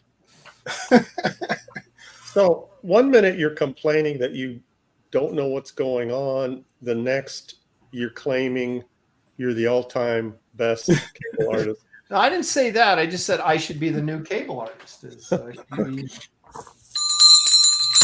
sure after a short period on the book, I'd be considered the greatest. Stealth X5. Now I think Stealth actually won my artwork last week. He says, I need more art. So he said, that's for $20. Thank you very much. He says, I need more art pieces to be exact. So that puts him at $24. Yeah, Stealth knows what he's doing. Oh, yeah, he's all about it. Yep. 3:30.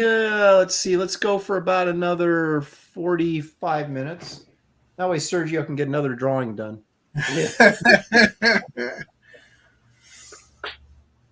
Well, both David and Sergio are inking.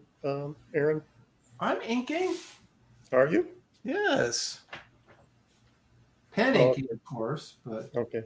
I am inking. Do you always start with the face when you ink? I noticed you do that often. Well, yeah. If you get the face right, everything else doesn't matter. Dang. It's all about the face. That's No, something I don't know. I'm always intimidated that I know that it's the most important thing, so I usually do it last. Well, if I was inking with a brush, I wouldn't go near it for a while, but it's a pen, so I don't have to like warm the brush up or anything. It's just all pen stuff. So just really an extension of my pencil. DLA is asking, so does David get all the super chat revenue? No. No, I do. That's the scam. Yeah. So David doesn't get any of it because he's black. Yeah. That's right. No, actually, what we do is once we go all the around one time, well, what we do every month is I divide up the spoils every 4 episodes. So And as far as I know, Aaron's the only one that does that. That's right. I take care of my co-hosts. Unfortunately, we don't make that much money, but everybody gets a little bit though. So. He said, I take care of my ho-hos. Yeah. So just so you know, people in the chat, that Aaron splits it up amongst all of us. I mean, I complained long enough that he finally gave in. Well, Gary starts going, I got to pay for all these instruments. If we're going to have a band, I'm like, what? No one okayed that. And so now here we're stuck with it. So.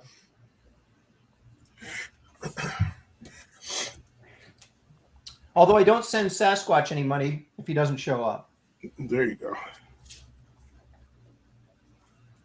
Yeah, that's a pretty cool gig if you can get the money. But he is working on other stuff though. He is, and said some of it is for me. And it's rumored that some of it's for you. So I'm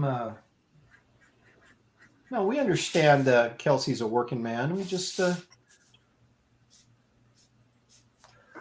and he is Sasquatch, so he's he's going to be there sometimes. Sometimes you're not going to see him clearly. Other times he's not there at all. That's just the nature of the beast, really. Homer Glitch says, give them the back of the hand, Aaron. Well, in all honesty, I was like, how long are these guys going to do this show if they don't get any of the profits from it? Yeah, he knows the mind behind the freelancer. Well, I mean, this is, a lot of people don't do draw streams because it's work. It's like, I'm drawing all day. You want me to go? Well, yeah, there's one of us in this group that thinks that. Yeah. I am. Well, your real reason for not drawing is you're cowardly. You can't stand the pressure. And you know that's true. You're gonna take that, G. I can't dispute that. He knows it's the truth. Yeah, it is the pressure. I'm a coward. Damn. Don't let your hose hear that.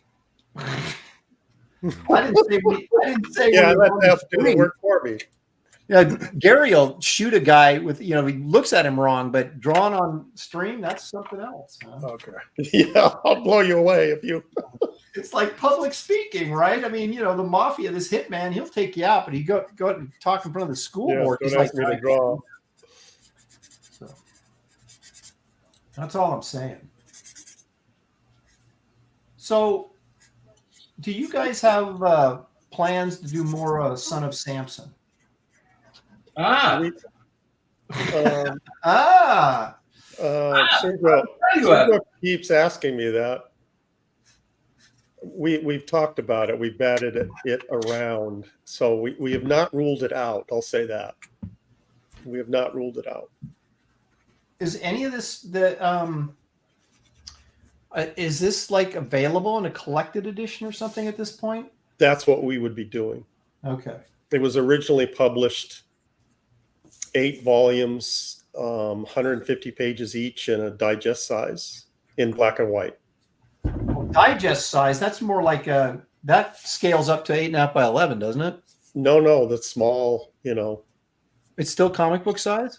No, digest size, like at the checkout stand, you get right, but those proportions of it are 8.5 by 11, right? What's you know what I'm saying? If you blew it up, the proportion of it, yeah. So I think you're right that it's not comic book proportion.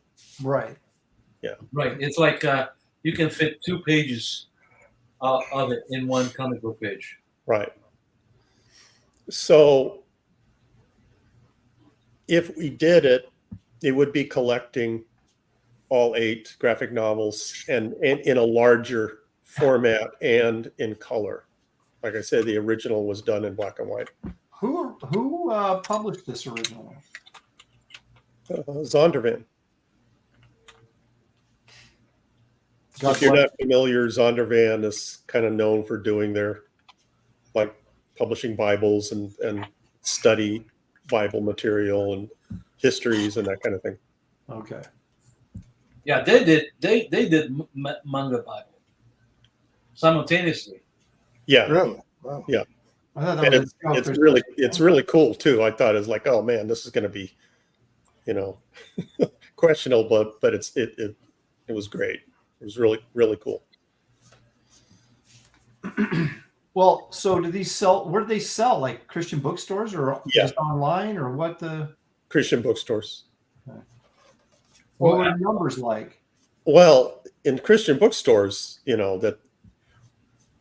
that's not your target audience because they didn't sell it in comic shops, and so a lot of people didn't see it.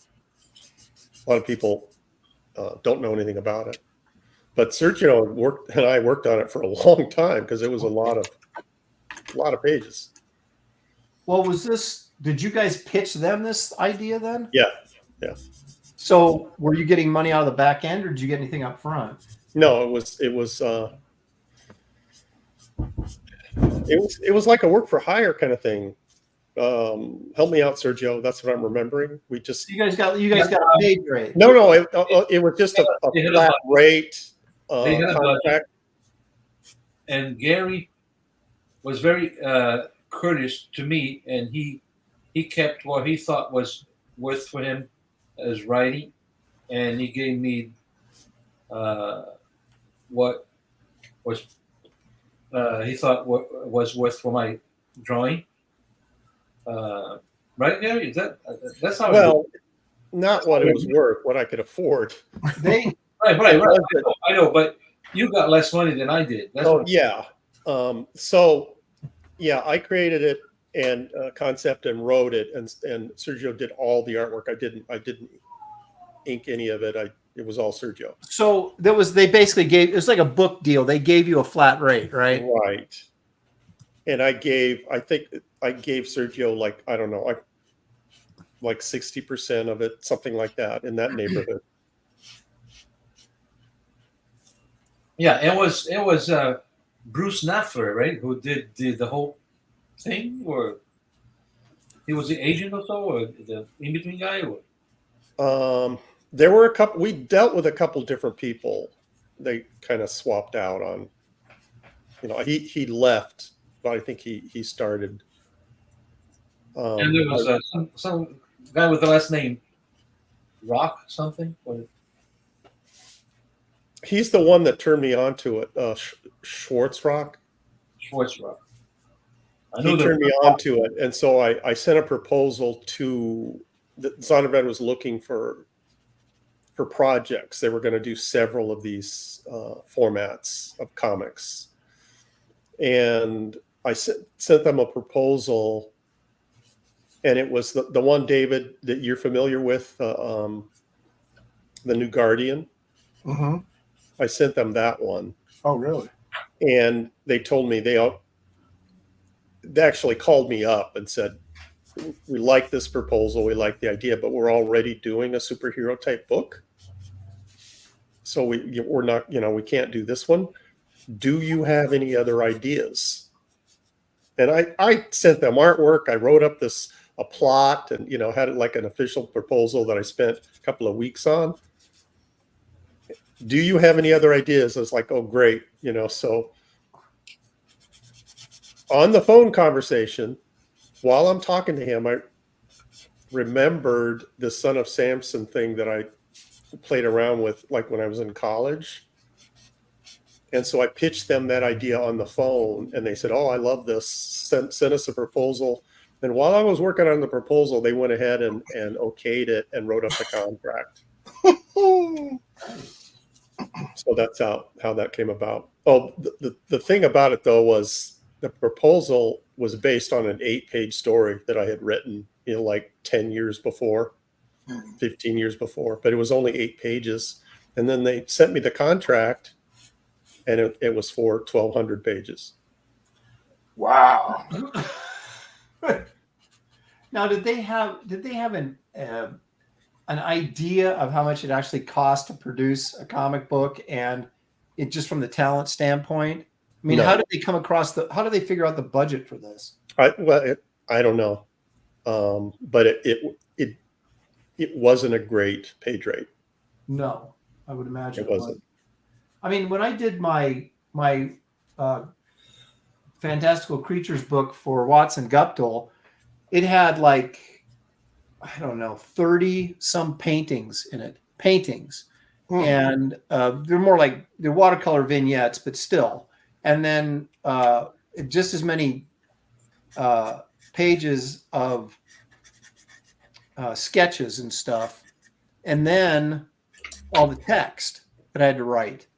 And I got an advance of $5,000. That's it? That's it. And that's all. I never made any more money on that book than that. Damn. And that was like a year's worth of work. Sergio just signed his artwork. I'm done. Sergio can probably do the whole team. Because we still got about 30 minutes to go here, Sergio. So I'm looking for some gray tones here. Oh, there you go. He's going to tone it up. Robert the Bruce for $1.99 says, Aaron, your cable needs more Liefeld. Does it, though? It does. We've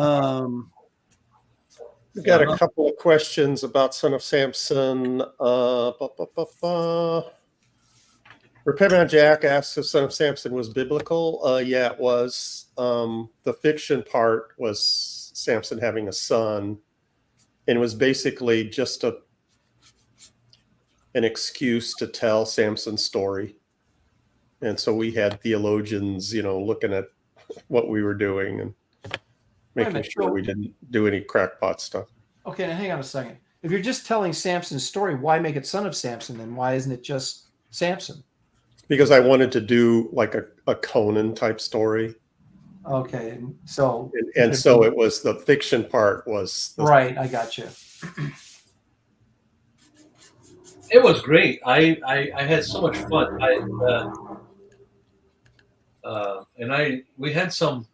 We had to deal with some things from the editorial. Remember, Gary? Oh yeah.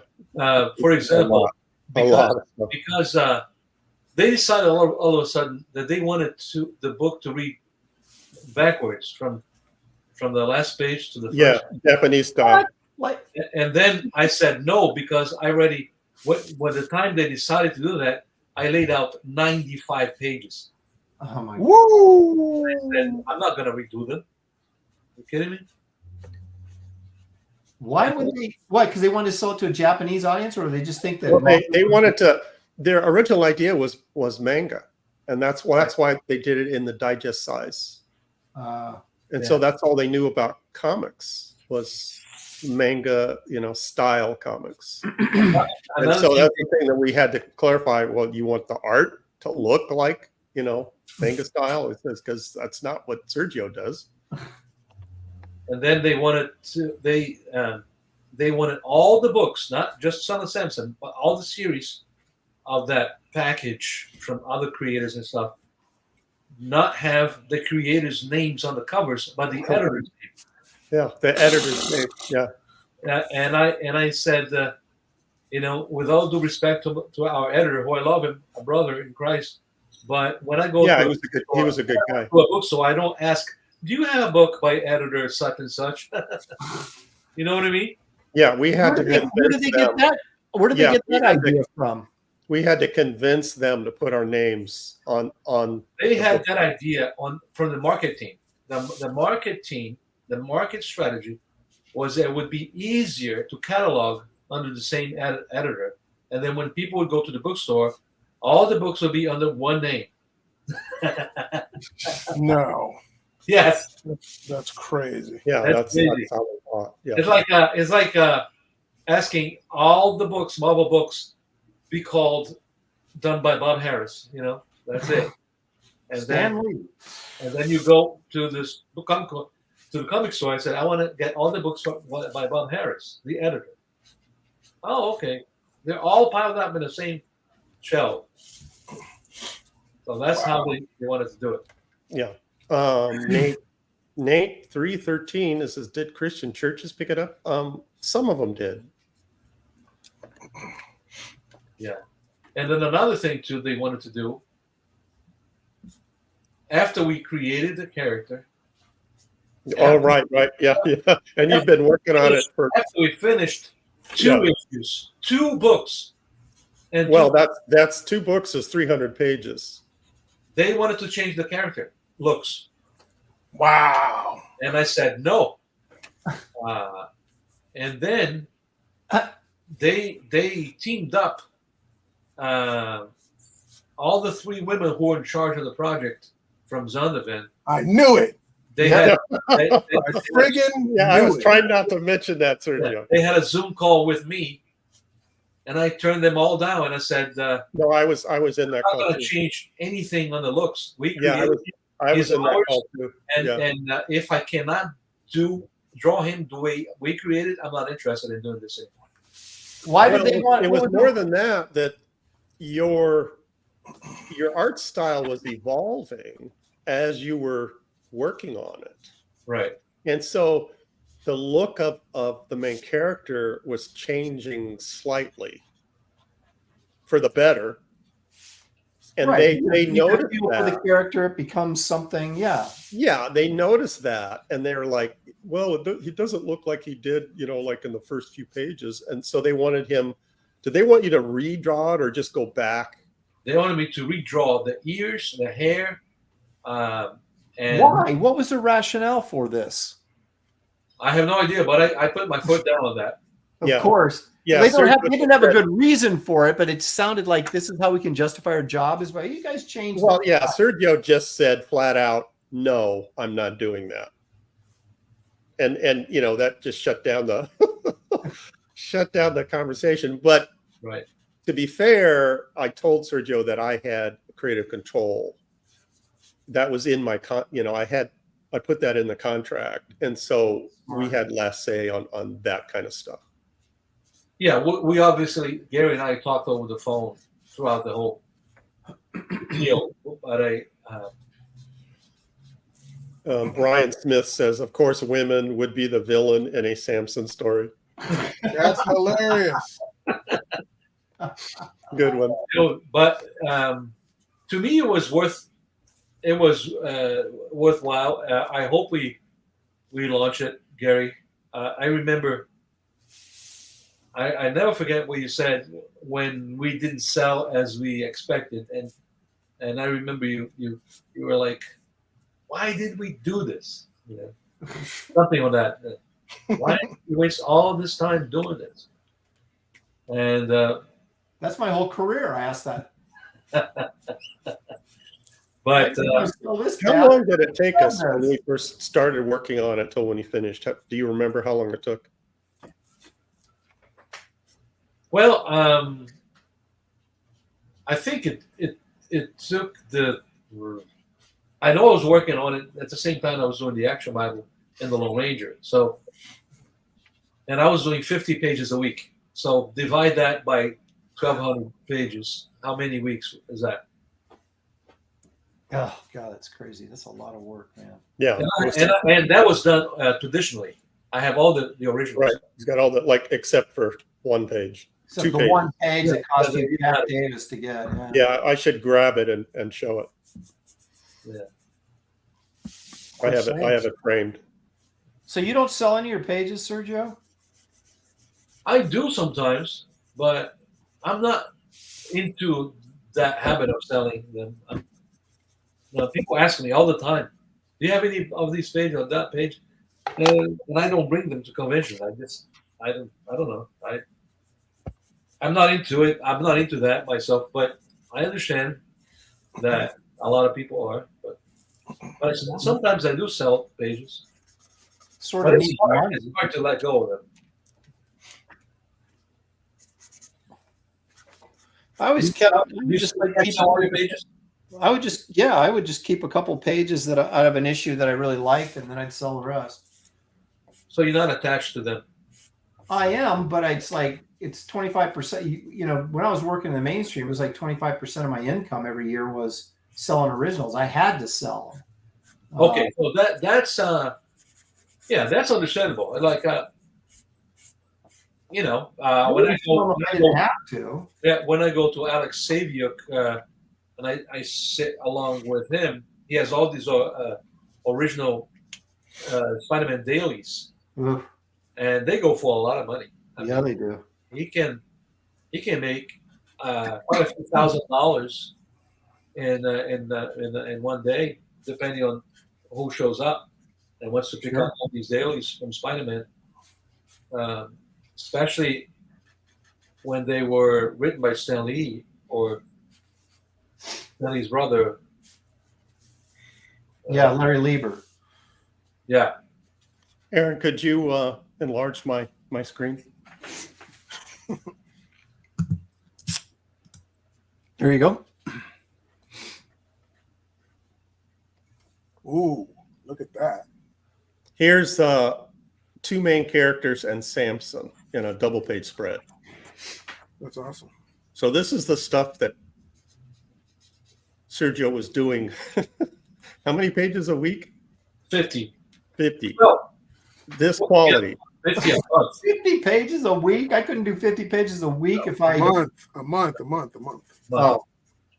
I couldn't do it a month either. I know, right? Yeah, it's totally different style than the Action Bible and the Lone Ranger, of course. It's more on the European.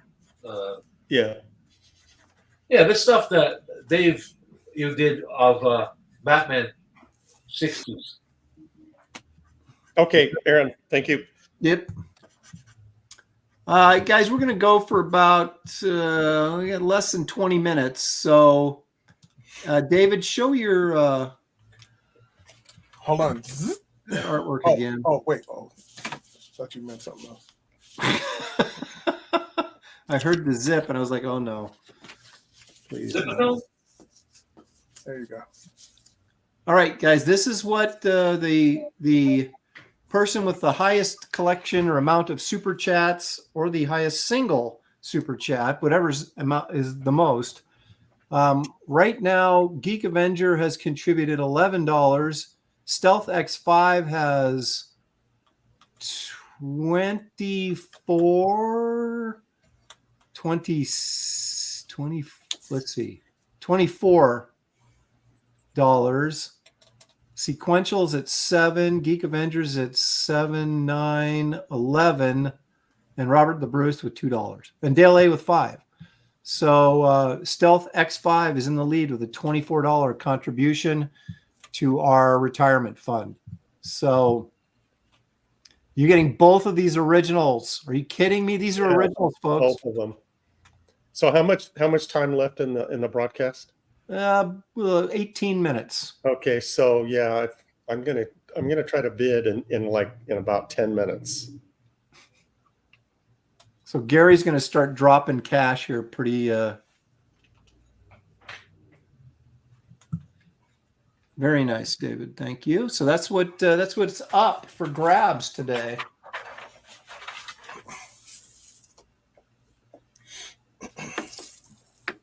And Aaron, what are you working on? That space store? Kit Carter. KC. Yeah, KC. I don't know what that means, but Kit Carter, Galactic Ranger in Planet Doom. That's awesome. Thank you. I am actually done drawing it, and Matt Ryan is finishing up the inks on it. I think he's only probably got about, well, I don't know. I sent him the last 6 pages. He got them like on Saturday, so I don't know. He'll probably be done by the end of the week or close to that. And then Kelsey's coloring, so we'll hopefully that'll be not too far behind Matt. So I'm just trying to get all the extra stuff done, like the trading cards and the movie poster and the sketchbook. I got to start putting that together very soon, like probably starting tomorrow. I got all the trading cards sent off to the printers today, so those are out of the way, and I can move on to the sketchbook. That's awesome. Yeah, Matt Ryan inked me on the Batman, the Arrow, the Ring, the Bat, the Arrow, and the Ring. Dennis O'Neill wrote that, and he was a. How did you like his stuff? Because he's a pretty slick inker, and I know you're more of a rough, looser inker. What did you think? Yeah, he did a great job on over me.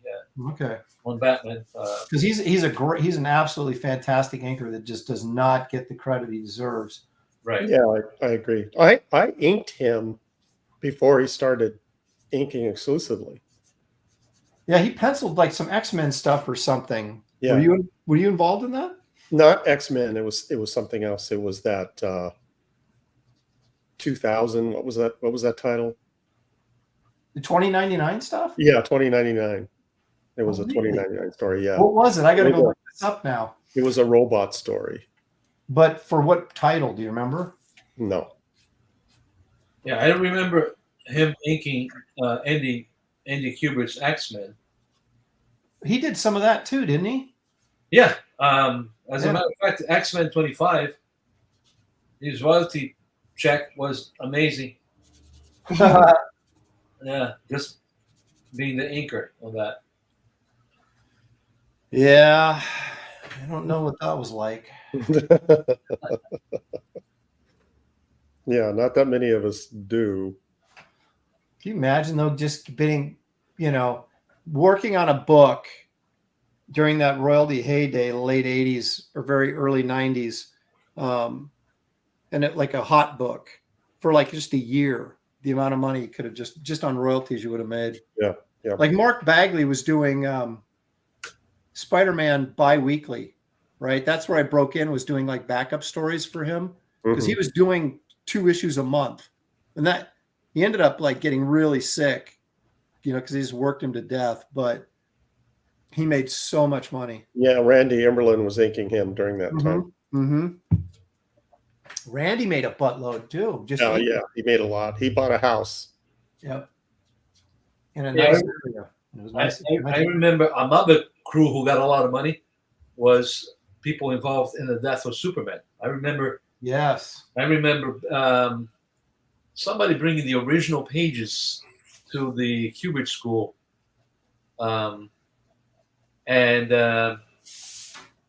so people got a lot of cash from that death of Superman. Yeah, that book sold a ton. Yeah, it was advertised on Time magazine and all kinds of magazines. Yeah, the guys who delivered the furniture today, one of them was a comic book fan, and he was asking me who would win, Superman Roku. I have no idea who Roku is. Well, you gotta answer like my son asked when my son was little. He asked Walter Simonson the question. He said, "Who would win in a fight, Thor or Superman?" And Walt says, "Well, it all depends on who's writing the story," and that is the correct answer always. Well, that's not what they want to hear. I know, but that's a great way to get out of the answer. He said, "No, Superman. Isabel, he's very strong. He limits himself, but Roku is the one who goes over himself." It was going very deep. I was like, "Wow, this guy is a real true fan." Yeah, I would say. That interrupted you perfectly. Nolan Lockhart getting serious. He says 69. Great show as always, gentlemen. Thank you for what you do. Thank you, Nolan. You are now in the lead for David Williams' original artwork. Thank you very much for contributing. Awesome. All of you, thank you for contributing. That's great. But now we're talking. When the final cable is revealed here, though, I'm gonna, and that's when they're really gonna start flowing in. There you go. I'm gonna send this to Rob and go, see, huh? Yeah. What do you think of this? What could have been? Yeah, I remember when comics used to have the fans' letters printed in the back. Yes. Oh, yeah.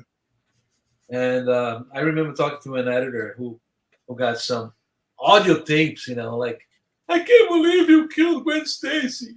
That was me. Were you in love with Gwen Stacy? Oh my gosh. When I was at USC going to school, Stan Lee came and spoke, and I went to hear him speak, and then he did his whole thing, and then at the end he was open for questions. So I raised my hand and asked the question. I said, "Why did you kill Gwen Stacy?" Awesome. Yeah, I would have asked the same question. I think what was the answer?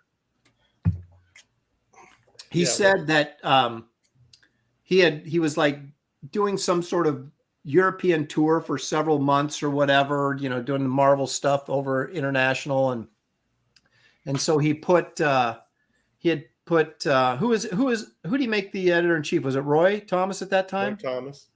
Yeah, and Jerry Conway was writing, I believe, and he just told him, he said, "Yeah, it's yours. Do whatever you want to do with it. I trust you guys." He said, and then he goes, "I didn't know they were going to kill Gwen Stacy." I believe that. Well, I believe he probably didn't know. No, he knew. But like many others, the first time I saw the splash page of Face It Tiger, you just hit the jackpot. Yeah. That's when my voice changed. Jazzy John Romita, man, he could draw the pretty ladies. He really could. Yep. He was a great romance artist. Yep. Yeah, I have most of the comics that he drew for the romance thing. Do you? Yeah, I searched them on eBay. Some of those are expensive now. I tried to get a couple because who was it that enlightened us? Was it is it Marcus Killigrew? Who was it that has been pushing the romance? Marcus is like almost every day posts. He used to do Amita, now he's doing Kirby. We did a professionals episode with romance comics once, and just the stuff that these guys uncovered. Like Steranko did an issue of something. It was like, really? And so I started looking around. It was like all the stuff I wanted was like way too expensive. And I was like, you gotta be kidding me. Yeah, when I bought the issues, I was like, whoa. So I was searching the low grade. Yeah. Because the high grade was like 100 and something. Yeah. I was like, let's go. If you can even find them in high grade, that's the thing. Finding them in nice shape is difficult because people didn't really take care of those. Right. Like, but they probably passed those comics around a lot. But they did collect a few in the trade. Yes. Not many. I'm surprised at how many romance titles they had in the 60s and about to the mid 70s. It was just, there was a ton.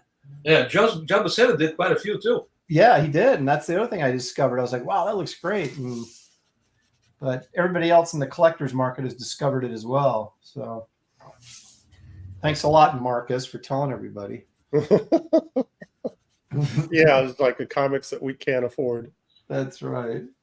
So what were the last technology that you got into in this for your business, for your business as a cartoonist? I avoid technology like the plague, man. I have a scanner and I can color in Photoshop. That is the extent of my No Procreate, huh? No, me neither. No. I actually bought a book on digital paintings. I thought I probably should learn this, and then I've never cracked it open. Yeah, Procreate is amazing. Hey, somebody told me that Adobe now, in their new terms of, it was somebody in the chat, their new terms of service is that they can like take your work, anything you've done with Adobe, and use it in their promotion and advertising without your permission or any compensation. I heard that. That's some of the fine print when you. Yeah, exactly. So now I'm thinking, well, should I change? I don't do that much work that way anyway, but I'm like, should I learn Procreate or not Procreate? What's the other coloring program people use now? Anyone? Bueller? It's the Crayola. Is that? Yeah, that's what it is. Is it? No, I think it's Clip Studio, Paint Studio. Paint Studio? Yeah, that's what Kelsey's been using. Okay. It can't be that hard to learn, right? Yeah. Says you. No, it's easy. It's just like Photoshop, basically. It's now, is this a program you can still buy, or is it one you have to like subscribe to? Subscribe to. Thank you. I was going to say rent. No, you buy Procreate. You buy. Okay. You buy one shot, and then you can do quite a lot in Procreate. And the same thing with that Painter. What did you call it? But you said it was Painter or Painter Studio? Yeah, Paint Studio. I think you buy a license, and then you can use it in different computers and stuff. So you don't pay a subscription, or maybe you do. I forget it. I have so many things that I forget what I have. But I recently got something. I don't know if you ever heard of the Apple Vision Pro. I've heard of it. I don't know what it is. It's a goggle. It's a computer in a goggle that you put on in your face, and you can see. Oh, what? You can see your pages floating in space. That's crazy. And so are you drawing on a tablet and then you see it in the goggles? You do. Really big. What's the size of your living room. What's the point of that? Yeah, no, I don't know. I just you can see, you can watch your art in a big scale. You can flip through comics in a big scale. Like you can watch movies like you were in a IMAX in your home. And you can turn your drawings into 3D. It's the most insane thing I've ever seen. And this is the recent with the Apple keynotes from this week.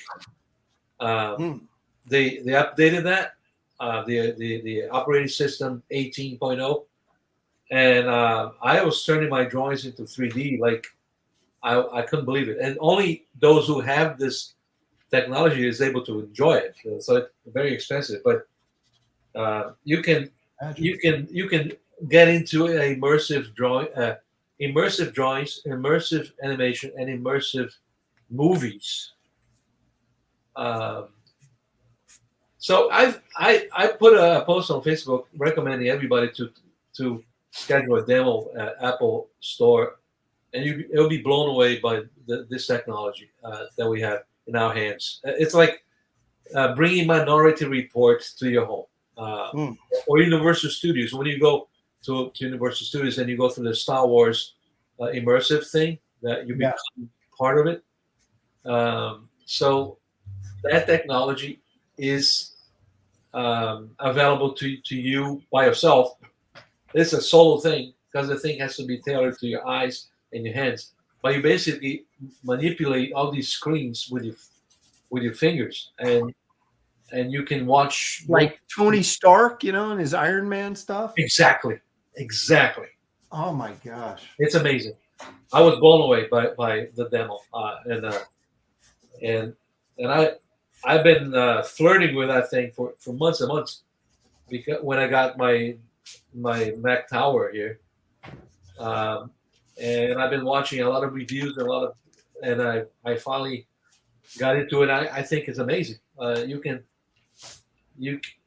draw on something like, and you have windows open in your living room, the size of a wall, like 5 open windows, on one in Google, another one from your photos, another one from YouTube or whatever, and they're floating in there, and you can still see what you're drawing, and you can project your drawing to that world.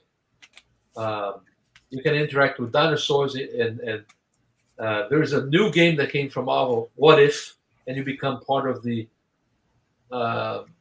game thing, and then you shoot with your fingers, and you walk with. It's like fancy slave chains. Yeah, no, it's insane. It's insane, man. It's insane. I was blown away. There was one with dinosaur that comes, and a butterfly comes flying from the wall, from the back of the wall to your living room or the hotel, whatever you are, and it lands on your hand. Butterfly. And you can see it in your hand, and you try to catch it, and it flies away. And then it comes this dinosaur, and it goes right through your living room, and the face is this big, and it feels like you can touch it. And then they take you to Alicia Keys singing, and she's right here. You can almost touch her. It's like you're right there, and she's playing the piano. It's called immersive videos. It's insane. I think it's beyond anything I've ever seen, and it's available. See, the military probably have that for years and years. Yeah. But all right, we're going to wrap this up, folks. So we're at 10 after. So if anybody wants to super chat, you got about 5 minutes to get it in. And one last go. Well, actually, we'll show it in just a second. Here is what I did. There you go. Yeah, I see what you mean. They should have hired you. That's right. And I didn't even finish his foot down at the bottom, so I get extra credit for that. So, yeah. That's awesome. Yeah. Cable, baby, the way he should be. That's because you drew the figure first, and then you put the armor on him. That's right. Like he has Michelin Man boots or something. I'm not sure what's going on there, but that's all right. Made up the gun. Yeah, so there you go. Big old Cable with his metal life vest thing. I don't know what's going on there, but he's running in for action. So there you go. There is my... Or he's running away from the action. That's true. He could be getting the heck out of there. He's got all those bullets around his arms, though, so he's ready to fight. At least he should be. There you go. Randy Arrington says, just like Liefeld. Yeah, it looks exactly like. Yeah. This is very cool. I like this a lot. I like it. Aaron Lost. Thank you. See, you haven't even seen the other ones yet. Oh, man, that's cool. Oh, my God. That's cool. Yeah, that's pretty bad. There you go. Sergio's next. David's still drawing. I'm still tinkering. Okay. All right. So let's get rid of Skull Nasher. Sif says Aaron might get second place this week. Okay. Let's take a look at Sergio's. Oh, you got a little gray in there and everything. Very nice. Yeah, I'm able to see well on this. Do you do sketches at conventions? I assume you do. I do. So this is like something you'd get from you at a convention, right? Yeah, I have better pens at the conventions that I just grabbed whatever was available here, but I have better pens that give me thick and thin and more controlled strokes. But yeah, that's pretty much very nice, man. Very nice. Very cool. All right. All right, David, are you ready? Let's take a Yes, look at Mr. Williams. All right, brother. Oh, that's great. Oh man, dynamics are awesome on that. I have to say it. Very Michael Golden. Yeah. Yeah, Michael Golden and if Michael Golden and David Williams had a child, it would be David Williams. Wait. and BT awesome. too. He reminds me of BT. Rustin. Oh, nice. Yeah, he's got a lot of that sort of. Your stuff is so dynamic, though. That's why I love it so much. That X composition you got going there works really well. I know this catapulted you into third place easy today. Really impressive.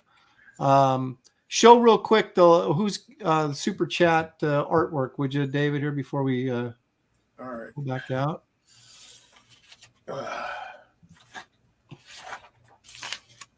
So I'll explain this to everybody.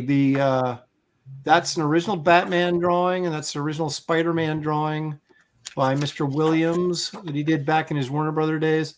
Both those pieces are going out to the highest super chatter today. And right now, Nolan Lockhart at 69.69 is our leader. And I'm pretty much cutting it off in about 1 minute. So if you want to super chat and steal this, we encourage it. That's still $70 for both those pieces.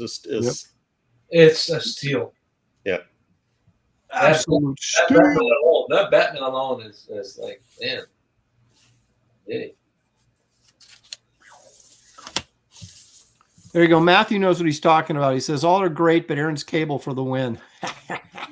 It's not a competition, but if it were, I'd be the winner. Now, Aaron, that sounded pretty close to a victory laugh that you just a maniacal victory laugh like a super villain might. Okay. Now we're talking. Stealth X5 comes in with $50. That puts him at like 70. Right? He's got a couple more in there. I think like $74 is what it put him at. Yeah. $74. See, I like when people say that. He doesn't want this. He needs it. These are several $100s a piece if he puts them in a portfolio and at a show. So, all righty, that's going to do it. So what you want to do is, David, how can Stealth X5 get a hold of you? He could contact me through either Facebook or Instagram, or that's DWAMS, right? Yes, DWAMS Art. Yeah. So, and if you have any trouble, Stealth, just get in touch with me. And Wizard Sleeves, you guys are losing money on this type of sales play, but great for the fans. Hey, it was Gary's idea. That's why it's not working out. Yeah. No, I think it is working out. This is the whole point of people that can get the artwork for not a ton of money, but it at least needs to be, respectable. Yeah. So there you go, folks. I want to thank our special guest, Sergio. I almost said Sergio Aragones. I once got paid quicker because the person on the other line, thought I was Aragones. And it was something I did for Dark Horse, and they thought I was Aragones, and they took care of me pronto. Well, I was going to say you can do little scribbles on the panels, and everybody think you were him. So, Yeah. Anyway, so I want to thank Sergio Cariello for being with us today and filling in for Sasquatch. Yeah, thank you, Sergio. Thank you, guys. Great job, wonderful artwork as always, and thank you guys in the chat and for the super chats and for making this show possible. We couldn't do it without you. That is for certain. Be looking for the poll next week on Monday on my Twitter feed. And also, please hit the like and subscribe if you have not done so already. And also, David has a campaign with EVS called Fearsome. You'll find the link in the description of this video. I have Kit Carter Planet Doom. It is still open, but it won't be for much longer. So if you want to order that, the link is in the description of this video, as well as Kelsey's and Mike Barron's NEXUS SCOURGE. And that book's already at the printer, so that's going to close very, very soon. So you want to get in on that if you haven't done so already.